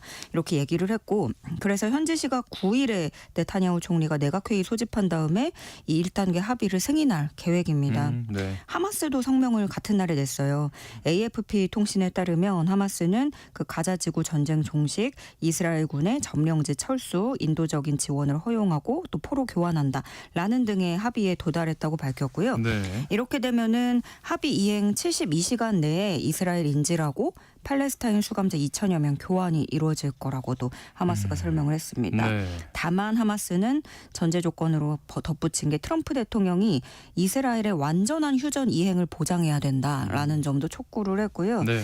여러 외신을 종합하고 이 상황들을 봤을 때 인질 석방은 11일에서 13일경 그 사이에 이루어질 것으로 보입니다. 네. 자, 다만 이번 합의 발표가 좀 공교롭게도 이 노벨 평화상 수상자 발표 하루 앞두고 이뤄졌어요. 네, 안 그래도 이제 트럼프가 집착을 하고 있다라는 말까지 나올 정도잖아요. 네. 트럼프 대통령이 그 자기 2기 행정부 취임한 다음에 네. 본인이 전 세계에서 7개 전쟁을 끝났다. 아하, 네. 끝냈고 이렇게 얘기를 했고 이스라엘에다가 러우 전쟁, 인도, 파키스탄 이렇게 다 개입을 해왔단 말이에요. 네. 그리고 이번 달 말에 그 경주 에이펙에 트럼프가 오기 전에 말레이시아의 아세안 정상회의부터 갈 건데 네. 거기서 자신이 주재하는 태국과 캄보디아의 평화협정 서명 행사를 마련하라는 요구를 했다라고도 외신을 통해서 나오고 있어요. 네. 그런데 태국하고 캄보디아는 이미 말레이시아 중재로 휴전 서명을 했거든요. 네. 그러니까 이게 마치 사진 찍기용 이벤트, 자신의 업적을 과시하려는 그런 행정적인 이벤트만 만들려고 요구를 하고 있는 게 아니냐라는 지적도 나와요. 네. 근데 트럼프는 이미 그 노벨 평화상에 대한 언급도 또 꾸준히 해왔는데요. 그 역사상 누구도 이렇게 많은 문제를 해결한 적이 없다. 그 문제를 많이 해결한 그것은 바로 나다. 이런 얘기를 하는 거고. 네. 그렇지만 아마도 그들은 내게 그 상을 주지 않으려는 이유를 찾을 것이다. 그리고 아무것도 안 한 사람에게 그 상을 줄 것이다. 이렇게 어필을 해 오기도 했습니다. 네. 근데 지금 한창 노벨상 시상 중이고 말씀하신 대로 노벨 평화상 수상자 발표 하루 앞두고잖아요. 예. 그래서 태국 캄보디아 서명해서 그 기념식을 한다고 해도 노벨 평화상 수상에 영향을 주지는 못하지만 그렇죠. 이 정도로 집념을 보이는 트럼프가 자기 자신을 위한 이벤트를 만들려고 하는 거라는 해석이 나옵니다. 네. 과연 노벨 평화상은 누구에게 갈지 지켜보겠습니다. 자, 그런데 이스라엘군이 이 가자지구로 향하던 국제 구호선단을 납포하고 활동가들을 압송을 했고요. 이 중에서 또 한국인도 한 명이 포함돼 있어요. 이 문제도 좀 빨리 해결될지 모르겠네요. 네, 요게 우리 시간 8일 오전 11시 40분쯤에 구호선단 11척이 가자지구로 향하고 있던 중에 공해상에서 이스라엘군에게 납포된 사건입니다. 네. 이 납포된 배들은 인도주의 활동가들이 참여한 국제 구호선단이에요. 한 1억 5천만 원 정도의 의약품을 싣고 가자지구로 향하던 중이었고 이스라엘이 이렇게 선박을 납포한 건 이번이 처음은 아닙니다. 지난 6월에도 그 유명한 환경운동가죠. 그레타 툰베리가 탔던 그런 선박을 납포했고 그 배하고 이름이 이번에 같은 배가 또 납포가 된 거예요. 이 선단에는 한국 국적 활동가인 김하연 씨도 탑승해 있던 것으로 알려졌습니다. 네. 그 배에 뭐 의사 포함해서 활동가들이 타고 있었는데 이스라엘로 압송이 됐고 네. 여기에 그 한국인도 포함이 돼 있는 거고요. 네. 다만 이 김하연 씨는 분쟁 지역인데 가자지구 들어가기 전에 예외적 여권 사용 허가 같은 것들을 받지 않은 것으로 일단은 확인이 됐습니다. 네. 그래서 이번 사건을 두고 이스라엘 외무부는 합법적인 해상 봉쇄를 뚫고 전투 지역에 접근하려고 해서 납포한 것이라고 설명을 하면서 이들은 항구로 안전하게 이송돼서 곧 추방될 예정이라고 설명을 했고요. 예. 우리 외교부는 빠른 시일 내에 안전하게 석방될 수 있도록 이스라엘 당국에 지속적으로 요청하고 필요한 영사 조력도 적극적으로 제공해 나갈 것이라고 밝혔습니다. 또 이재명 대통령도 신속한 석방을 위해서 외교 역량을 최대한 투입할 것을 지시했습니다. 네. 자, 국내 소식을 좀 살펴보죠. 이 추석 연휴 민심 훑기를 마친 여야 다음 주부터 이제 국정감사에 들어가는데 치열한 대결이 또 예고되고 있어요. 네, 10월 13일부터 11월 6일까지입니다. 네. 국회 17개 상임위원회가 일제히 총 834개 기관 대상으로 국정감사 돌입합니다. 이재명 정부 들어서 처음 치러지는 국감이죠. 예. 그래서 공수가 뒤바뀐 채로 격전을 벌일 전망인데요. 민감한 상임위는 한둘이 아니고 그중에서도 특히 법사위, 여기는 뭐 조희대 청문회, 네. 조희대 한덕수 회동설 등등이 도마 위에 오를 거고 과방위 같은 경우에는 방통위가 폐지됐잖아요. 네. 그 얘기 또 이진숙 전 위원장 체포 논란 이런 것들이 올라올 전망이고 민주당은 이번 국감을 윤석열 내란잔재 청산의 무대로 삼겠다는 방침입니다. 네. 뭐 법무부, 국방부, 외교부, 행안부 등이 타겟이 될 것으로 보이고 그리고 지금까지 사실 매듭지지 못했던 전임 정부들의 문제들이 있죠. 뭐 의대 정원 확대라든가 대왕고래 프로젝트가 네. 뭐 실상 이게 어떻게 된 건지 한수원과 웨스팅하우스의 계약은 어떻게 된 건지 이런 것들 굵직한 논란을 야기했던 전임 정부의 주요 정책이 도마 위에 오를 것으로 보이고요. 국민의힘은 정부의 무능함 때문에 민생이 어려워졌다고 내세울 걸로 보이는데 네. 한미 관세 협상에 대해서 또 환율, 금리, 물가, 외교 안보 등을 문제 삼을 전망입니다. 네. 자, 그리고 추석 연휴 기간 김민석 국무총리는 이 농촌을 연이어 방문해서 현장 목소리를 청취했어요. 네, 먼저 전남 장흥군 안양면 농가를 찾아서 네. 여기는 그 이상고온 영향 때문에 확산하고 있는 벽개시무늬병 피해 상황을 살피러 간 거였어요. 네. 다음 날에는 전북 김제시의 스마트팜 혁신밸리를 방문했는데 이게 스마트팜에서 재배된 토마토 살펴보면서 운영 현황도 점검하고 청년 농업인들 만나서 애로사항을 듣는 자리를 가졌습니다. 네. 그리고 나서는 자신의 페이스북에 이 내용을 알리면서 현장에는 아픔도 있고 미래도 있다. 한참 걸려서 꽤 먼 길을 돌아왔지만 움직이길 잘했다 싶다. 이렇게 썼고요. 그러면서도 정치에도 다양한 갈등이 있지만 지루한 말싸움보다 생산적인 정치를 향해서 마음을 다잡는 데는 역시 현장이 중요하다라고 덧붙였는데요. 네. 많은 의미를 담은 것 같아요. 특히나 추석 연휴 내내 뭐 대통령 예능 출연이라든가 정말 뭐 공방, 말싸움 이렇게 벌였기 때문에 이런 네. 것들을 꼬집은 거라는 해석도 나오고 있습니다. 현장이 중요하다. 네. 한낮의 교양 파트너 지금 여러분께서는 세상의 모든 정보와 함께하고 계십니다. 이제 추석 연휴가 끝나고 더불어민주당은 3대 개혁 추진의 속도를 내겠다 이렇게 밝힌 상황인데요. 이 대통령실과 여당이 좀 신경전 벌이는 것 같아요. 네. 그 강훈식 대통령 비서실장하고 우상호 대통령 정무수석 비서관이 잇따라 메시지를 조금 냈어요. 네. 조용한 개혁을 해야 된다. 개혁이라는 거는 뭐 아무도 모르게 슬쩍 이렇게 스무스하게 가는 것이 개혁이고 민생에 그렇게 막 큰 영향을 주지 않으면서 뭐 삶을 바꿔나가야 되는 거다. 이런 취지로 얘기를 좀 나와서 했어요. 네. 그러니까 정청래 대표가 곧바로 SNS에 좀 반대되는 글을 올리면서 신속한 개혁 이런 부분들을 강조를 한 건데요. 네. 그 전에 검찰 개혁 두고서 당정이 좀 이견을 드러내고 이번에는 사법 개혁으로 넘어가면서 네. 뭐 개혁 입법 2라운드다 이런 말도 나오는데 이 개혁 주도권을 놓고 당정 간의 온도차가 이어질 수 있겠다라는 관측이 나오고 있습니다. 네. 근데 며칠 사이에 정권 아주 초기에도 그랬고 우상호 수석이 되게 많이 답답한 것 같아요. 네. 그래서 원래 이렇게 말을 하는 캐릭터는 아니었는데 라디오에 출연해서도 좀 네. 비슷한 언급들을 하고 있어요. 속도나 온도 차이가 당정 간에 날 수 있다. 또 국민의 전폭적인 지지를 받는 개혁의 접근 방식에 개선이 있어야겠다는 생각을 하고 있다.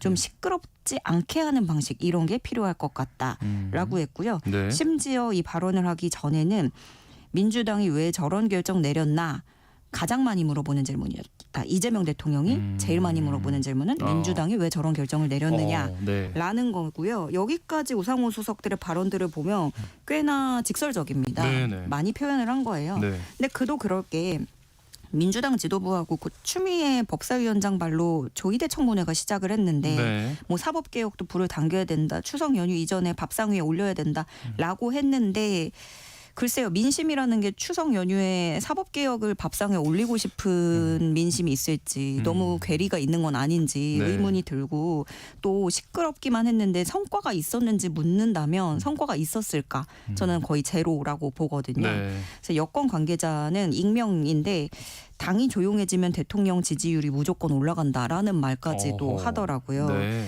그런데 우상호 수석의 이런 발언 하루 뒤에 정청래 대표가 3개의 글을 SNS에 8분 동안 연달아 올린 거예요. 네. 어떤 내용이냐면 상기하자 검찰 만행, 잊지 말자 노무현 대통령의 죽음, 뭐 잊지 말자 사법개혁 이런 건데 네. 전혀 배치되는 말을 일부러 올린 거잖아요. 네. 그 개혁이라는 게 또 사법개혁, 뭐 놓아서는 안 되는 절대적인 과제로 삼는다면 민주당이야말로 그거야말로 더 스마트하게 풀어나가야 될 일이라고 보는데 지금의 민주당이 얼마나 정무 감각이 있는가 좀 물어보고 싶고요. 민주당 지도부는 좀 이걸 돌아봐야 할 때로 보여집니다. 네. 한편 이번 연휴에 이 국민의힘 장동혁 대표가 제주 4.3 사건 왜곡 논란 빚은 영화죠. 건국전쟁 2를 관람해서 논란이 되고 있네요. 예, 요 건국전쟁 1도 논란이 컸고 네. 2가 나왔는데 1945년부터 1950년까지 정부 수립을 둘러싼 좌우 갈등을 다룬 영화다. 이렇게 소개가 나옵니다. 영화 소개로는. 네. 제주 시민사회단체로부터 제주 4.3 사건을 공산주의 폭동으로 묘사했다는 비판을 받고 있고요. 네. 영화진흥위원회는 편향성과 완성도 부족 등을 이유로 해서 이 영화를 독립영화로 승인하지 않았습니다. 그게 지금까지 팩트인 거고 예. 어쨌든 장동혁 국민의힘 대표가 이걸 관람을 했어요. 그러면서 역사는 다양한 관점에서 존중돼야 한다. 우리나라는 언제부터인가 역사적 사실마저 입틀막 대상이 됐다. 어떤 희생이 있다고 해서 역사적 사실이 반드시 한쪽으로 기술되거나 다른 방향을 얘기하는 게 금지되면 안 된다라고 주장을 했습니다. 국민의힘 주진우 의원까지 영화 관람 인증을 했고요. 그러면서 뭐라고 주장을 했냐면 냉장고 부탁해 출연은 K푸드 홍보가 되고 건국전쟁은 극우라는 일방적인 주장에 나는 동의하지 못한다. 라고 한 거예요. 예. 근데 주진우 의원은 상당히 지금 메시지를 몇 달째 많이 내고 있고요. 네. 되게 본인이 뭐 존재감을 키우려고 좀 애를 쓰고 있는 중이에요. 네, 네. 근데 이 4.3 당시에 제주도민 탄압에 앞장섰던 군인을 미화하는 내용을 담은 영화인데 그게 정치적 해석이나 뭐 진영 논리나 개인의 가치관의 해석의 여지가 있을지 요거에 대한 의문이 쏟아지는 것이고 네. 거대 공당이 이러다 보니까 요 관련한 기사 댓글에도 제주도민들이 폭동을 저지른 거다 이런 글들이 쏟아지고 있더라고요. 예. 그래서 오영훈 제주지사는 즉각적으로 비판 글을 내놨습니다. 제주도민들이 77년간 피울음으로 목격하고 증언해왔던 진실이 역사가 됐다. 역사를 짓밟고 제주도민을 모욕하는 발언에 분명히 책임을 져야 될 것이다. 이렇게 비난을 했고요. 네. 제주 4.3 범국민위원회 또 제주 4.3 기념사업위원회도 성명을 냈습니다. 제주도민 탄압에 앞장섰던 자들을 미화하는 영화에 대해서 감사함을 표시하는 건 10,000명의 4.3 희생자를 2번 죽이는 행위이고 10만 명이 넘는 유족들의 상처를 다시 후벼파는 행위다. 민심을 살펴도 모자랄 공당 대표가 추석 연휴 한복판에 극우의 민심만 살피는 정당으로 전락하고 있음을 스스로 입증했다라고 규탄했습니다. 네. 자, 그리고 오늘로 김건희 특검 또 순직 해병 특검이 나란히 수사 개시 100일을 맞았는데요. 그동안 어느 정도 성과를 냈지만 남은 과제도 또 적지 않아요. 네. 특검법 개정되면서 연장이 된 게 최장 180일, 해병 특검은 150일까지 수사가 가능한 걸 고려하면 네. 100일 지났으니까 반환점 돌았고요. 네. 추석 연휴 이후에는 그럼 2라운드라고 할 수 있겠는데 그런데 제일 큰 벽 중에 하나가 이제 검찰청 폐지가 되면서 기존의 파견 검사들이 또 반발을 하고 있고 그래서 네. 인력 차출이 되게 난항을 겪고 있다라는 점이 하나의 그런 어려운 점으로 떠올랐고요. 네. 그리고 무엇보다 윤석열 전 대통령입니다. 모든 특검 조사에 불응을 하고 있기 때문에 그렇죠. 특검이 이게 조사를 한다는 게 넘어야 될 커다란 산인 거죠. 네. 또 내란 특검은 그 계엄 해제 표결을 방해했는가 이 의혹에 대해서 조사를 해야 되는데 네. 국민의힘 의원들이 줄줄이 나오지 않고 있고 참고인 신분으로도 전혀 나오지 않고 있고 네. 공판전 증인 신문도 청구했지만 이것도 불발되면서 대안을 찾아야 되는 상황입니다. 예. 김건희 특검으로서는 공소 유지 이게 제일 큰 과제로 꼽히는데 이미 14명 기소했고 앞으로 기소 대상도 무수히 늘어날 수 있어요. 그런데 재판을 진행하는 데만 그러면은 상당한 인력을 또 투입을 해야 되고 그때까지 공소를 유지하는 것 이런 것들이 과제가 되겠고요. 그리고 순직해병 특검 같은 경우에는 수사 외압 의혹하고 관련해서 연휴 직후에 윤 전 대통령 소환 조사를 한다라는 방침을 세우고는 있는데 네. 해병특검은 이 100일 동안 기소한 대상이 아직 한 명도 없어요. 원래 김계환 전 사령관에 대해서 구속영장 청구를 했다가 법원에서 기각이 됐거든요. 예. 그런 다음에 추가로 신병 확보를 시도를 하지 않았고 그래서 이제 해병특검은 제일 핵심은 VIP 경로설에서 시작해서 그럼 그 외압 의혹을 누가 윗선이 누구냐, 어디가 꼭지점이 될 것이고 누가 어떤 명령을 내렸는가 여기까지 가야 되는데 네. 추석 지나고 나면은 이제 연휴 끝나면 임성근 전 사단장하고 이종섭 전 장관 등 핵심 피의자에 대해서 일괄 기소를 추진할 거란 전망이 나오고 있습니다. 예. 근데 이 외에도 3대 특검이 지금 뭐 박성재 전 장관, 심우정 전 총장, 추경호 전 국민의힘 원내대표 등등 수사 대상이 상당한데 남은 시간이 많지는 않은 상황입니다. 네. 어느덧 시간이 100일이 지금 지나서요. 남은 시간 동안 얼마나 속도를 낼 수 있을지 또 보도록 하겠습니다. 오늘 말씀 여기까지 듣겠습니다. 지금까지 조현정 시사평론가와 함께했습니다. 고맙습니다. 네, 고맙습니다. KBS 라디오 세상의 모든 정보 함께하고 계신 지금 시각은 1시 20분입니다. 이 시각 교통정보 알아보겠습니다. 한글날이자 추석 연휴 7일째인 오늘 막바지 귀경 차량들과 나들이 차량들로 정체가 서서히 늘고 있습니다. 현재 정체는 충청권 또 강원권 중심으로 두드러져 있는데요. 지금 요금소 기준으로 부산에서 출발하신다면 서울까지 7시간, 광주에서는 5시간 50분, 강릉에서도 5시간 10분 정도 걸리겠습니다. 오늘 정체는 오후 4시를 전후로 최대를 보이겠고 밤 10시를 넘어서면서 대부분 풀리겠습니다. 중부고속도로 하남 쪽으로는 먼저 서청주 부근과 다시 증평에서 진천터널 사이로 정체고요. 이후 중부 1터널 부근 1차로에서는 사고가 나면서 광주에서 산곡분기점 사이 정체가 더 심해져 있습니다. 경부고속도로 서울 방면으로 반포 부근 3차로에서도 사고가 났는데요. 이 여파바다 양재부터 속도 많이 떨어져 있습니다. 이전 구간에서는 옥산에서 청주 휴게소 사이로 10km 구간에서 정체입니다. 서울 양양고속도로 양양 쪽으로는 먼저 화도에서 서종 사이로 정체고요. 이후 양양분기점 부근 갓길에서도 사고를 처리하고 있습니다. KBS 교통정보센터에서 김민희였습니다.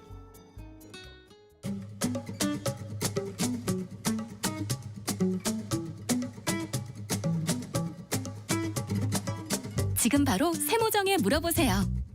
당신의 모든 궁금증을 풀어드리는 세모정 톡톡 상담소.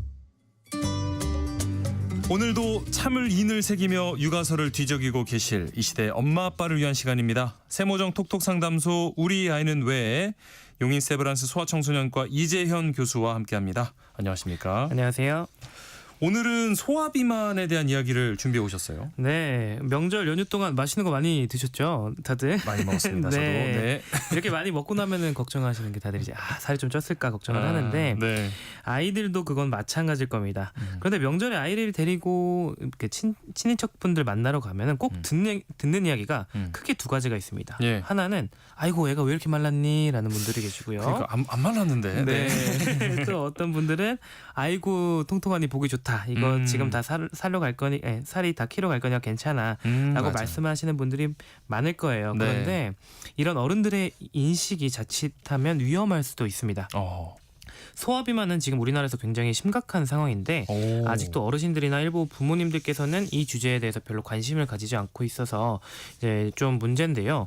저는 소아과 의사로서 아이들의 비만에 대해서 할 얘기가 정말 많고 또 저희 큰아들이 수윤인데 수윤이가 사실 작년에 좀 통통했어요. 근데 올해는 이제 저희가 열심히 관리해가지고 키도 많이 크고 체중도 정상 범위로 들어왔는데 그래서 이제 이번 이제 소아 비만에 대해서 이야기할 게 많거든요. 그래서 이번 시간과 다음 시간에 나눠서 우리나라 아이들과 청년들의 병들게 하고 있는 소아 비만에 대해서 이야기 나눠보려고 합니다.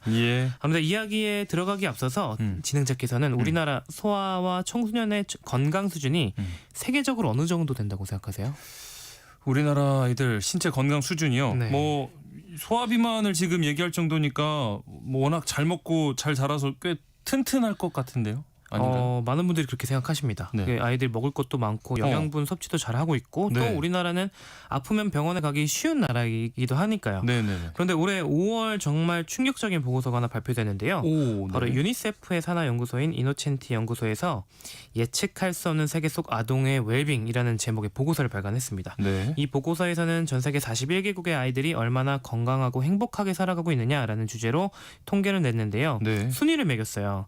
그래서 여기서 우리나라 아이들의 신체 건강 순위는 되게 상위권일 것 같잖아요. 그런데 놀랍게도 28위에 그쳤습니다.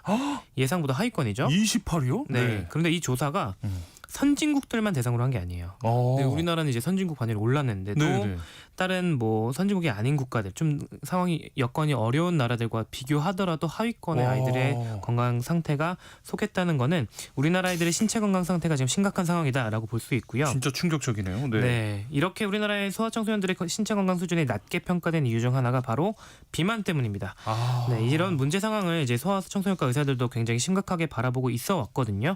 어느 정도 심각하게 보고 있었냐면 최근 몇 년 동안 우리나라에서 열린 각종 소아 관련된 학술대회 주 주제가 바로 소아 비만으로 다뤄지고 있을 정도입니다. 그런데도 아직 우리 사회는 성인의 비만은 조금 심각하게 받아들여지고 있는 반면에 아이들의 비만에 대해서는 관심마저 부족해서 문제의식을 가지지 않는 분들도 많은 것이 실정인데요. 그래서 소아청소년들의 비만 문제에 대해 잘못된 인식을 바로잡을 수 있도록 이번 시간부터 다음 시간까지 아주 자세히 다양한 이야기를 다뤄볼 예정입니다. 세모정 톡톡 상담소 우리 아이는 왜 오늘은 소아 비만의 위험성 1탄으로요. 우리가 갖고 있는 오해와 편견부터 살펴보려고 합니다. 방송 들으시면서 궁금한 점 있으시면 문자 보내주시기 바랍니다. 우리 이재현 교수님이 상담도 해드리고요. 또 추첨을 통해서 5분께는 모바일 햄버거 쿠폰도 보내드리겠습니다. 문자 주실 곳 샵 9730번입니다. 샵 9730. 짧은 문자는 50원, 긴 문자는 100원의 정보 이용료가 있고요. 콩 게시판이나 또 KBS 라디오 유튜브 채널 통해서는 무료로 참여하실 수 있습니다. 자, 그럼 일단 우리나라 소아 비만이 어느 정도로 심각한지 궁금한데요.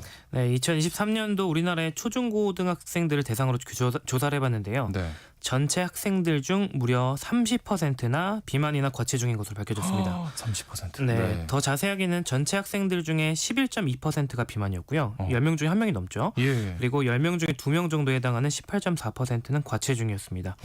그런데 저희가 그 소아의 과체중을 정의를 내릴 때 어떻게 내리냐면 전체 100명 중에 상위 15명 15백분위수 이상을 과체중이라고 하고 그 중에 500분위수 이상은 비만이라고 하거든요. 그러면은 정상적인 분포라면 비만과 과체중인 아이들이 전체의 한 15% 정도 나와야 되는데 그래야죠. 그 비율이 지금 2배인 거예요. 30%나 비만이나 과체중이니까요. 그러니까 지금 이제 통계적으로 봤을 때 우리나라 아이들이 전반적으로 체중이 너무 많이 나가고 있다라고 할 수 있겠습니다.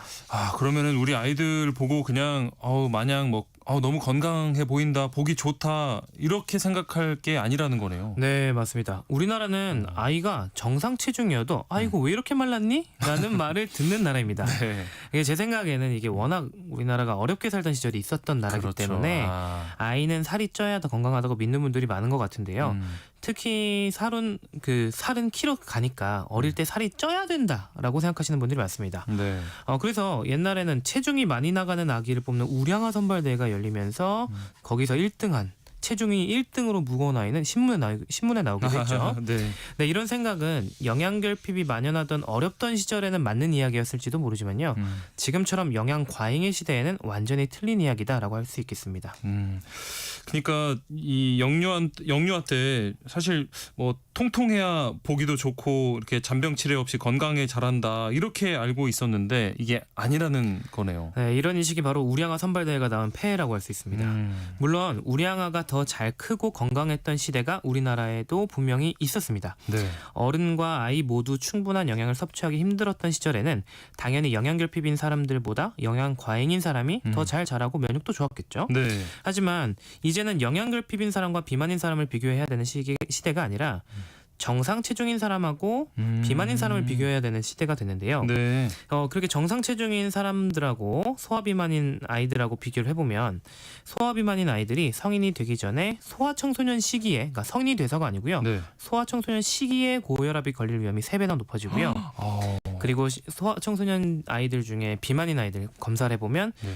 고지혈증이 아주 쉽게 많이 발견되고요. 와. 그리고 이 위험이 성인기까지 이어져서 네. 각종 성인병들이 성인기에 나타날 위험이 높아지고 예. 또 소아비만이 있던 사람은 성인기에 심장병으로 사망할 확률이 극단적으로 높아집니다. 네, 한마디로 소아청소년기의 비만이면 어릴 때부터 성인병에 걸릴 수가 있고 네. 평생 건강에 악영향을 끼치는 겁니다. 아니 사실 뭐 저도 어릴 때 꽤 통통했고 그래서 많이 듣던 얘기가 지금 이렇게 막 포동포동한 거 젖살이라서 성인 되면 다 빠져 막 이렇게 말씀하셨거든요. 근데 이것도 잘못된 생각인 거란 생각이 드네요. 저도 여기 속아가지고요. 네. 안 빠졌어요. 이게 경험하신 분들 많을 겁니다. 네. 특히 이제 고등학생 되면 고3 때 살 대학 가면 다 맞아요. 빠진다 했는데 저도 그럴 거 믿고 열심히 먹고 했는데 대학생 됐다고 알아서 빠지지가 않더라고요. 그러니까 말이야. 네. 배신감 느끼게. 네. 근데 실제로 통계를 내보니까요. 청소년기의 비만인 경우에 3분의 2가 성인 때에도 비만이고요. 아하. 특히 청소년기의 고도 비만인 경우에는 네. 75%가 성인기에도 고도 비만으로 이어집니다. 아하, 네. 그리고 유치원에 다니는 어린아이들 만 5세에서 6세 나이대 비만인 아이들 중에 47%는 그러니까 만 14세 그러니까 한 중3 정도 되죠. 만 네. 14세가 됐을 때도 비만이다라고 연구가 있고요. 네. 더 놀라운 것은 이제 만 5, 6세 때 고도 비만인 아이들 중에는 그 중에 80%가 중3 때 고도 비만으로 이어집니다. 아하. 그럼 이게 앞서 말씀드린 거랑 네. 연결되면 만 5, 6세 때 고도 비만인 아이들 중에 80%는 청소년기의 고도 비만이고 그 아이들의 중에 대부분은 성인기의 고도 비만으로 이어지는 거죠. 네. 그래서 한 번 비만인 아이는 계속 비만으로 남을 확률이 높은 거지 알아서 살이 빠지는 건 절대 아니기 때문에 소아청소년기의 비만을 정말 조심해야 하고 치료도 해야 되는 것입니다.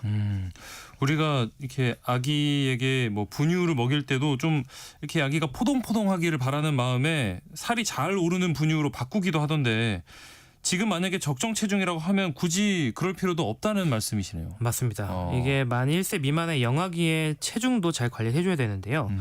우리가 비만을 이야기할 때 비만의 정의는 만 2세 이상에서 얘기를 합니다. 네. 근데 그렇다고 해서 만 2세 미만의 아이들의 체중이 중요하지 않냐 이건 아니고요.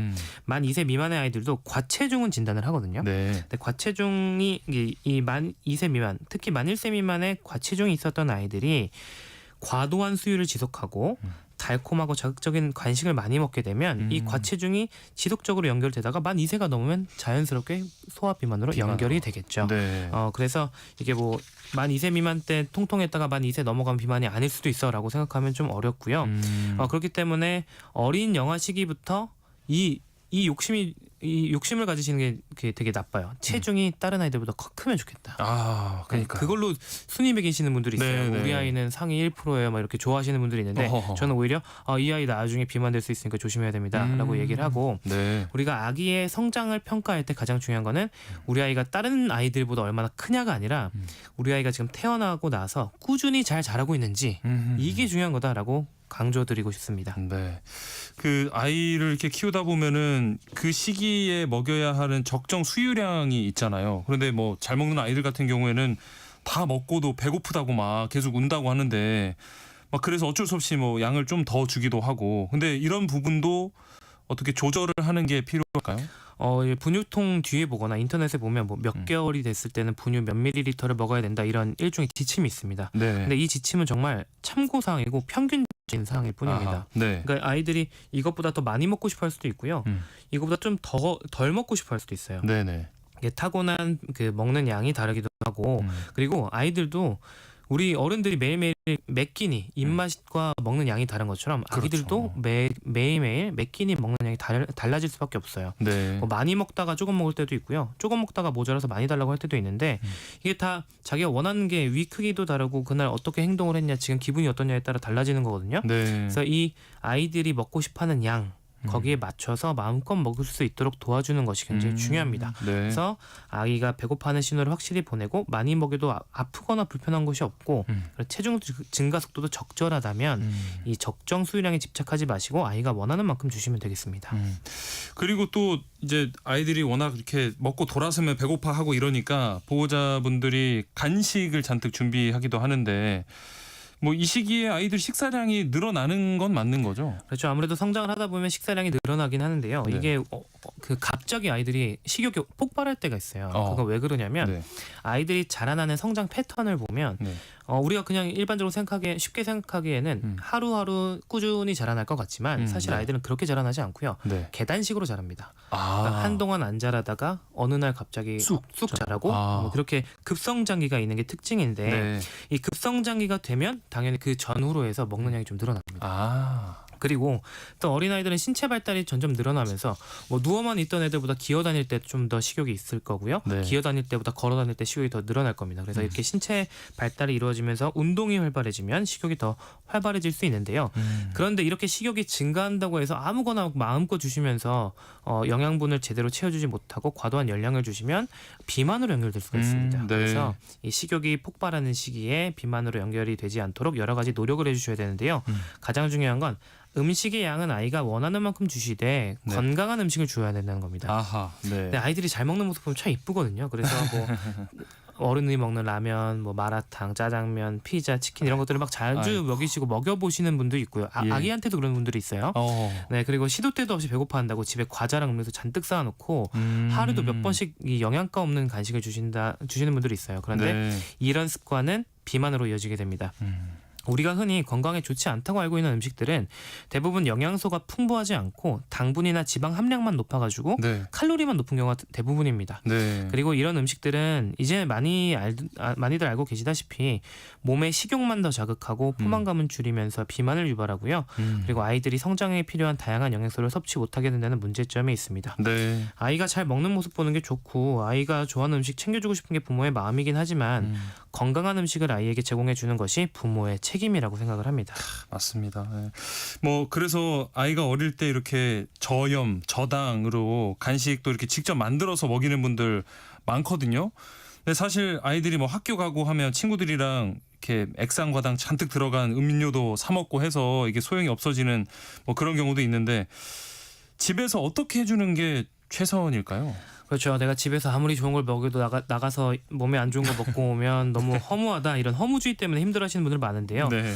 그런데 이제 저만 보더라도 이제 저 어릴 때만 보더라도 네. 저희 어머니께서 직장 다니시면서 저희 되게 바쁘셨는데 그럼에도 매 끼니 이제 가족들 식사 건강해 주시라고 몇 끼니 직접 요리를 해주셨어요. 네. 근데 저도 이제 학생 되고 나니까 밖에 나가서 애들이랑 친구들이랑 어디 슈퍼 가서 뭐 사 먹고 분식집 가서 맛있는 게 너무 많잖아요. 떡볶이 이런 거 사 먹고 네. 하더라고요. 근데 네. 이런 입맛이 평생 갈 줄 알았는데 성인이 되고 어느 순간 네. 어머니가 해주시던 그 손맛이 그리워지고 그런 음식들을 찾게 되더라고요. 맞아요. 네, 음식이라는 게 하나의 문화이자 습관 같은 측면이 있어서 어릴 때 익숙한 맛을 다시 찾아가게 되거든요. 네. 그래서 이제 어릴 때부터 균형 잡힌 건강한 식사, 건강한 맛을 아이에게 보여주고 그걸 식습관으로 잡도록 하는 게 굉장히 중요하다고 생각합니다. 네. 이게 좀 다른 측면이지만 왜 우리나라에서 나고 자란 사람이 외국에 나가서 오랫동안 생활하다 보면 네.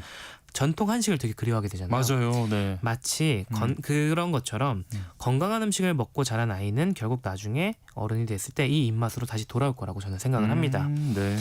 그리고 어릴 때 자극적인 음식 그리고 특히 단 음식을 피해야 한다는 게 의학적인 이유도 있습니다. 바로 대사 프로그래밍이라는 개념 때문인데요. 네. 이게 말이 어렵죠. 네. 대사 프로그래밍이라는 것이 어떤 뜻이냐면 우리가 어떤 음식을 먹어서 영양소를 몸에 섭취했을 때 그 영양소들을 우리 몸에서 어떻게 처리하고 대사할지 결정하는 방식이 우리 몸속에 마치 컴퓨터 프로그램처럼 각인이 되어 있다. 이런 거예요. 네. 그래서 이게 이런 프로그램이 언제 만들어지냐? 어릴 때 만들어지는 거예요. 근데 어느 정도 어릴 때냐면 네. 이게 아주 어릴 때 만 2세 미만 그리고 심지어는 임신부가 임신했을 때 어떻게 음식을 먹는지에 따라서 태아가 나중에 태어나서의 건강과 연관이 됩니다. 그래서 연구를 해보니까 네. 어릴 때부터 설탕이나 액상과당 섭취가 많은 사람들 그리고 임신부 중에 단 음식을 많이 먹은 분들이 예. 그 아기를 낳았을 때 그 아이는 나중에 비만, 고혈압, 당뇨에 걸릴 확률이 높아지는데 그 이유가 이제 대사 프로그래밍 때문이라고 생각을 해요. 그 이유는 이제 태아나 어린 아기일 때부터 몸에 당분이 많이 들어오게 되면 몸속에서는 그 당분을 처리하기 위해서 인슐린을 많이 분비하게 되는데 네. 이 인슐린을 많이 과도하게 분비하게 되면 우리 몸속에는 인슐린 저항성이 생깁니다. 이거 많이 들어보셨죠? 네, 네. 이 인슐린 저항성이 생기면 비만도 생기고 각종 성인병이 생기는 건데요. 그래서 이제 어릴 때부터 단 음식을 많이 먹는 게 안 좋고 반대로 그러면 또 실험을 해봤겠죠. 연구진들이 네. 임신했을 때 단 음식을 절제하고 태어나서 만 2세까지 설탕이나 어떤 액상과당 같은 걸 안 줬다. 네. 그러면 어떻게 되느냐? 이런 아이들은 비만과 각종 성인병을 예방할 확률이 획기적으로 늘어납니다. 그래서 대사 프로그램을 잘 활용하면 그만큼 건강에 좋을 수 있다라는 어릴 건데요. 때부터. 네. 네, 그래서 단 음식, 특히 설탕과 액상과당이 들어간 음식은 아기를 임신했을 때부터 엄마가 절제하고 아기가 태어나서 만 2세가 될 때까지는 주면 안 된다. 그래서 이거는 저도 저희 아이들 키우면서 매우 철저하게 지키는 거니까요. 네. 다른 분들도 꼭 기억하셨으면 좋겠습니다. 네. 자, 오늘은 우리가 잘못 알고 있는 소아 비만에 대한 오해 함께 살펴보고 있는데요. 관련한 궁금증 들어온 것들 하나씩 살펴보도록 하겠습니다. 자, 1960님, 10살 남자아이이고요. 다른 음식은 잘 안 먹고 과일만 끊임없이 먹는데 비만이거든요. 비만인 아이가 과일 많이 먹는 거 괜찮을까요? 하고 질문 주셨어요. 네, 안 좋겠습니다. 보통 이런 아이들이 좋아하는 과일은 굉장히 단 과일들을 좋아할 겁니다. 네, 보통 근데 우리가 방울토마토나 아니면 블루베리처럼 많이 달지 않은 과일을 먹는 거는 그렇게 나쁘지 않다고 하는데 그러니까 이것도 약간 어떤 균형의 문제예요. 아이가 굉장히 일반적인 식사도 되게 잘하고 과일도 좋아한다. 그러면 어느 정도 식사의 균형을 맞출 수가 있는데 과일만 좋아하는데 특히 단 과일만 좋아한다라고 하면 과도한 당분이 들어가면서 이제 몸에 과도한 칼로리가 많이 들어가면서 비만이 유발될 수 있거든요. 그래서 이미 비만인 아이들은 과일을 끊기 어렵다면 좀 덜 단 과일을 골라서 주시는 게 좋겠습니다. 네. 4433님, 아이들 이 정상 체중의 기준이 어떻게 될까요? 어떻게 할 수 있을까요? 이거는 이제 연령대에 따라 다 다른데요. 일단 영유아 건강검진을 받으러 가면은 이게 정상인지 아닌지 범위를 알 수 있습니다. 그런데 이걸 집에서도 알 수 있는 방법이 있는데 이제 검색창에 성장 발달 측정 계산기라고 검색하시면 성장 상태 측정 계산기라고 검색하시면 질병관리청에서 운영하는 이제 페이지가 나와요. 거기 검색하시면 거기 이제 태어난 날짜랑 오늘 측정한 날짜 키 몸무게 입력하시면 아이들 체중이랑 체질량 지수가 나오는데 아이들은 체질량 지수 우리는 뭐 체질량 지수 BMI인데 BMI가 뭐 한 20 이상이면 뭐 과체중이다 이렇게 얘기를 하잖아요. 성인들은. 근데 아이들은 그렇게 따지지 않고 그 나이대에 몇백 분위수냐를 따지거든요. 그래서 만약에 아이가 8500분위수보다 크다라고 하면은 과체중이고 9500분위수보다 크면은 비만이기 때문에 일단 이 측정을 해서 우리 아이가 BMI가 몇백 분위수인지 이걸 보고 비만인지 과체중인지 정상 체중인지 판단하시면 되겠습니다. 네, 검색창에 성장 상태 측정 계산기라고 한번 검색해 보시기 바랍니다. 8011님, 아이가 6살인데 또래에 비해 살짝 통통합니다. 먹는 양이 그렇게 많은 건 아닌데 우유를 참 좋아해서 하루에 5컵도 먹는 것 같아요. 우유를 줄여야 할까요? 야, 자 이렇게 보내시는 분들은 참 대답하기 어려운 게요. 네. 살짝 통통합니다가 정상일 수도 있어요. 살짝 통통. 네, 예. 이게 정상인데 통통해 보이는 걸 수도 있거든요. 네네. 그래서 이건 키랑 몸무게를 잘 따져봐서 식습관을 교정해야 되는 문제인지 네. 이것부터 따져봐야 되고요. 네. 근데 우유를 많이 먹는데 보통 아이들이 먹는 컵 한 잔이 한 150ml에서 200ml 정도 되는데 네. 하루에 500ml 정도 이상 먹으면 우유를 충분히 먹고 있다라고 하지만 많이 먹는 경우에는 몇 가지 조심해야 될 게 있습니다. 네. 첫 번째는 우유를 많이 먹는데 다른 거 밥 먹는 양이 많지는 않다고 했잖아요. 그럼 네네. 우유를 너무 많이 먹느라고 밥을 별로 안 먹을 수도 있어요. 아하, 그렇죠. 네, 그러면은 우유 먹는 양을 조금 제한하고 네. 먹는 일반적인 식사를 좀 잘 하는 게 영양 불균형을 해소하는 데 더 좋겠고요. 네. 그 우유는 흰 우유를 먹는지 아니면 달콤한 우유를 먹는지도 잘 봐야겠고요. 네. 그리고 우유를 너무 많이 자주 먹는 아이들은 철결핍 빈혈의 위험이 있을 수도 있습니다. 그래서 그런 빈혈은 없는지도 한번 살펴보는 게 좋겠습니다. 네. 오늘 상담은 여기까지 하겠습니다. 모바일 쿠폰 당첨자는 저희 홈페이지에 올려둘 테니까요. 방송 끝나고 확인해 주시기 바랍니다. 세무정 톡톡 상담소 우리 아이는 왜 여기서 마칩니다. 용인 세브란스 소아청소년과 이재현 교수와 함께했습니다. 고맙습니다. 감사합니다.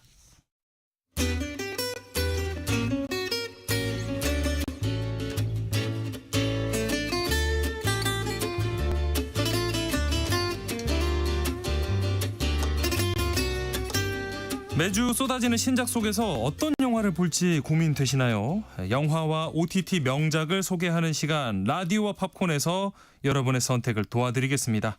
조은별 대중문화평론가와 함께합니다. 안녕하세요. 안녕하세요.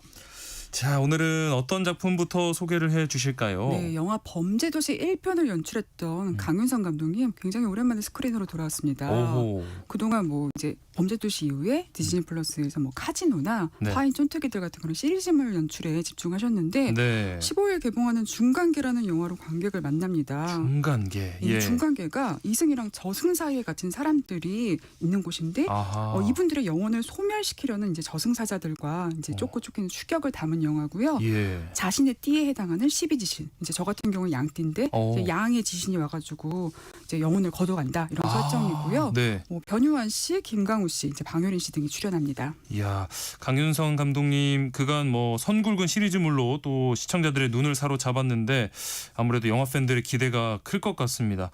이번 이 작품 제작 과정이 다른 때랑 좀 달랐다고 하는데. 네, 굉장히 영화계에서도 눈여겨보고 있는데요. 네. 국내 최초로 인공지능을 활용한 60분 분량의 장편 영화입니다.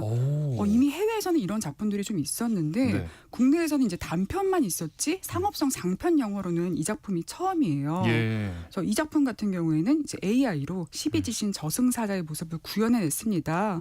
예고편이 이제 나왔는데 좀 실사 배경이랑 이질감 없이 굉장히 좀 생생하게 탄생을 해서 네. 많은 분들이 좀 주목하고 있어요. 예, 이 AI 부문 연출가는 좀 따로 있습니다. 네. AI 영화 원모 펌킨이라는 영화를 연출하셨던 권한슬 감독님이 맡았습니다. 인공지능을 활용해서 이렇게 12지신을 만든다고 하니까 너무 기대가 되고, 그러면 영화 속 배우들의 역할과 이 인공지능이 어떻게 조화를 이루나요? 이 영화가 이게 무슨 내용이냐? 장례식장에서 만난 사람들, 네. 이제 뭐 변요한 씨라든가, 뭐 김강우 씨라든가, 뭐 방효린 씨, 양세종 씨 같은 이런 분들이 네. 상주를 찾는 과정에서 교통사고를 당하게 되면서 중간계로 떨어집니다. 근데 이 중간계라는 곳이 영혼들의 공간이다 보니까 저승사자 무리한테 쫓기는데 배경도 이제 광화문에 뭐 불기둥이 떨어지고 또 12지신이 막 나타나는데 이 12지신이 뭐 조계사의 호랑이 저승사자가 나온다든가 아니면 또 원숭이 저승사자가 분신술을 구현하든가 이런 식으로 변주를 많이 해요. 근데 이게 다 AI로 구현이 됐기 때문에 사람이 하는 것 외에 배경이라든가 뭐 12지신 같은 경우에는 AI라고 생각을 하시면 되겠습니다. 예.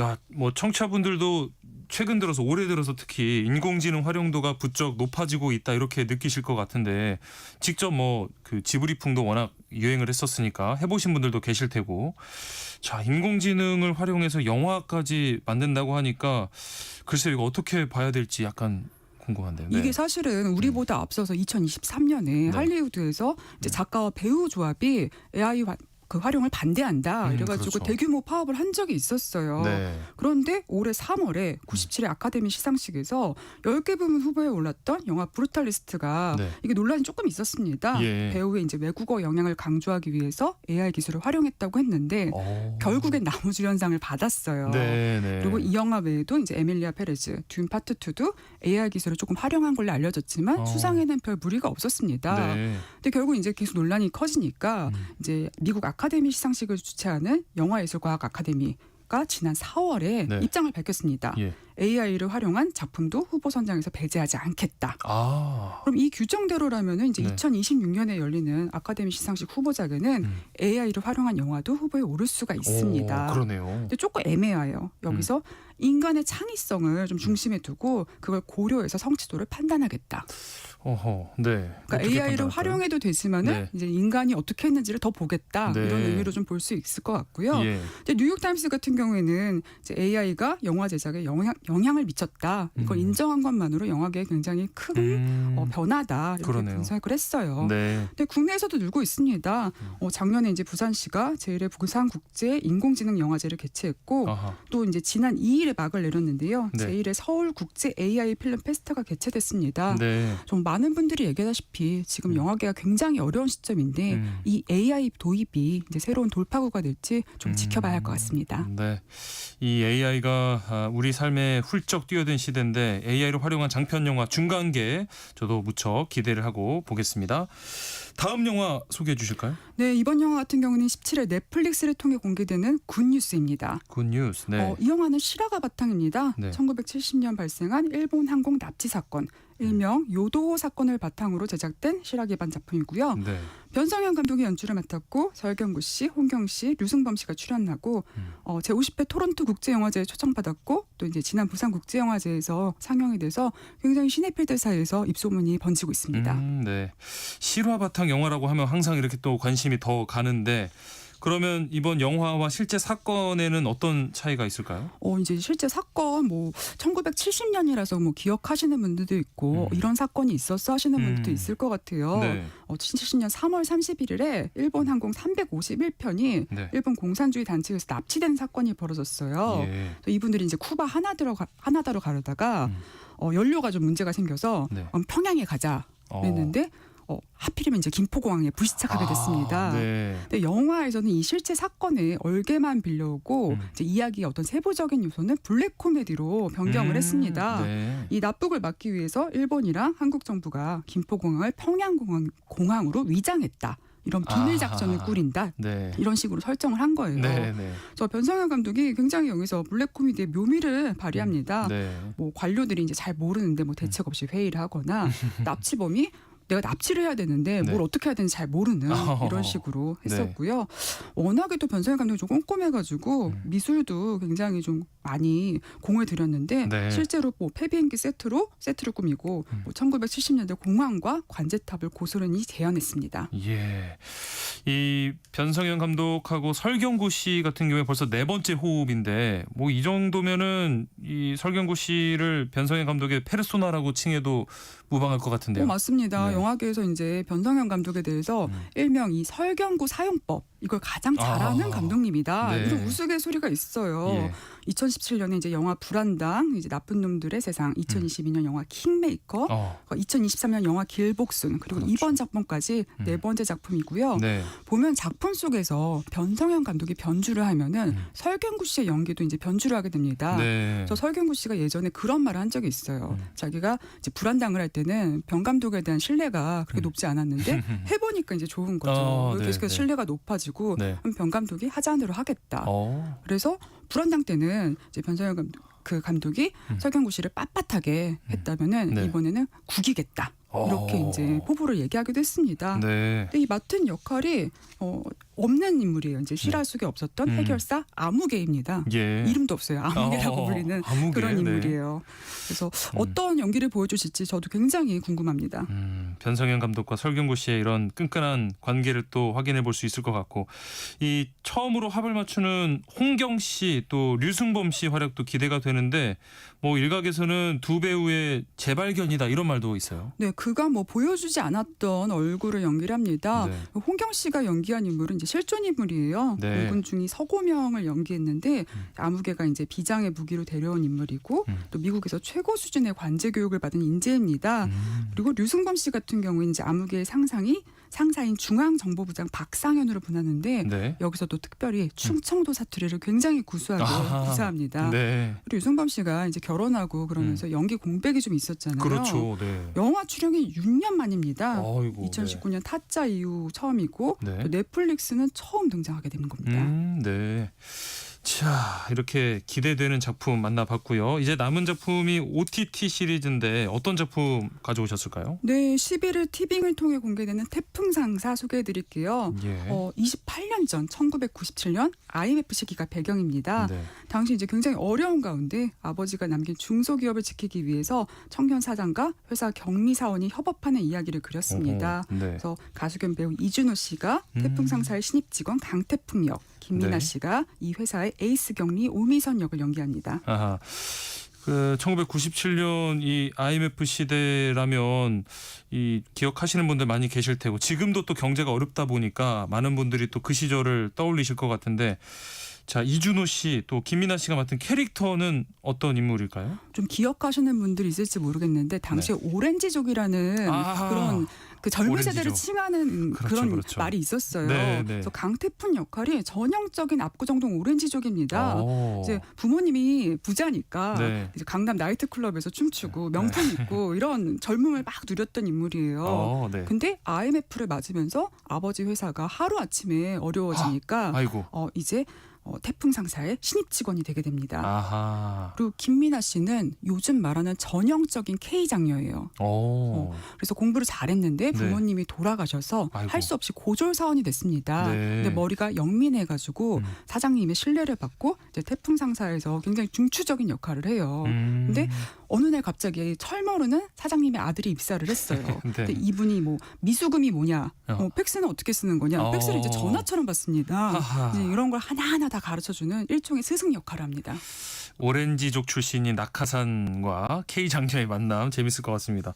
아무래도 이 드라마의 시대적 배경이 1997년이다 보니까 또 고증이 굉장히 중요할 것 같은데, 감독님이 고증을 위해서 발품까지 팔아가면서 노력을 많이 하셨다고요. 네, 감독님이 이 드라마에서 나오는 이제 처음에 부자였잖아요. 네, 태풍이네 집이. 그렇죠. 그러니까 그 압구정동의 H 아파트 지금도 부촌인데 네. 거기를 직접 가서 옛날엔 여기가 이렇게 생겼다. 이거를 구현하기 위해서 방문하셨다 그래요. 을지로도 가보시고 네. 많이 그랬고, 뭐 사실 97년이라 그러면은 그렇게 옛날은 아니지만은 그럼에도 불구하고 지금이랑 이제 직업적인 모습은 많이 다릅니다. 네, 52시간제가 없다 보니까 그때는 토요일까지 일했어요. 그렇죠. 네, 그리고 기억하시는 분들이 있으실지 모르겠는데 택시를 타면 합승 택시라는 게 있었습니다. 맞아. 중간에 탔어요. 네. 방향이 같으면 이제 네. 같이 탔었어요. 맞아요. 그리고 지하철에는 푸시맨이 있었습니다.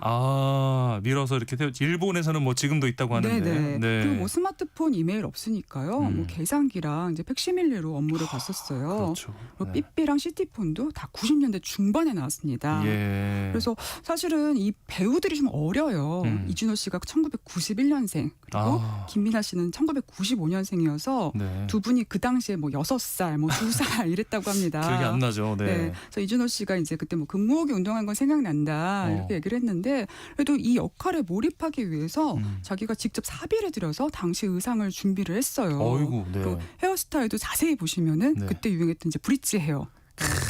중간중간 염색을 넣는 그런 헤어스타일을 만들었습니다.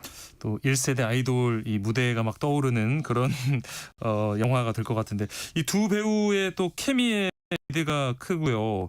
이분들 말고도 조연진들의 어떤 탄탄한 연기가 그걸 뒷받침한다고 하는데, 어떤 분들 출연합니까? 네, 이 태풍 상사를 처음에 설립한 이제 강태풍의 아버지로는 배우 성동일 씨가 특별 출연합니다. 성동일 씨 같은 경우에는 그동안 이제 드라마 속에서 수많은 딸들을 둬서 개딸 아빠 이런 애칭이 있잖아요. 네, 이번 처음에 이제 개 아들 아빠가 되셨다고 합니다. 그래서 이제 태풍 상사 설립자 강진형 역, 그리고 이제 태풍의 어머니 정정미 역은 김지영 씨가 연기를 합니다. 네. 이제 화려한 강남 주부였는데 어허. IMF로 이제 하루 아침에 몰락한 주부 역을 연기를 해요. 네. 그리고 또 이외에 뭐 배우 김민석 씨 오랜만에 얼굴을 내비치는데 태풍의 친구이고 또 가수 지망생. 역시 오렌지족입니다. 네. 그래서 왕남모 역으로 나오고요. 또 배우 김상우 씨가 여기 신스틸러로 활약을 합니다. 또 배우 김영옥 씨, 김재화 씨, 이창호 씨 등 연기파 배우들이 총출연합니다. 네.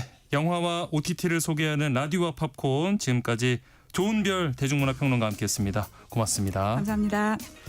세상의 모든 정보 오늘 순서 여기서 마무리하겠습니다. 끝으로 자두의 놀자 들으시고요. 저는 내일 다시 찾아뵙겠습니다. 지금까지 아나운서 임중이었습니다. 고맙습니다. 시간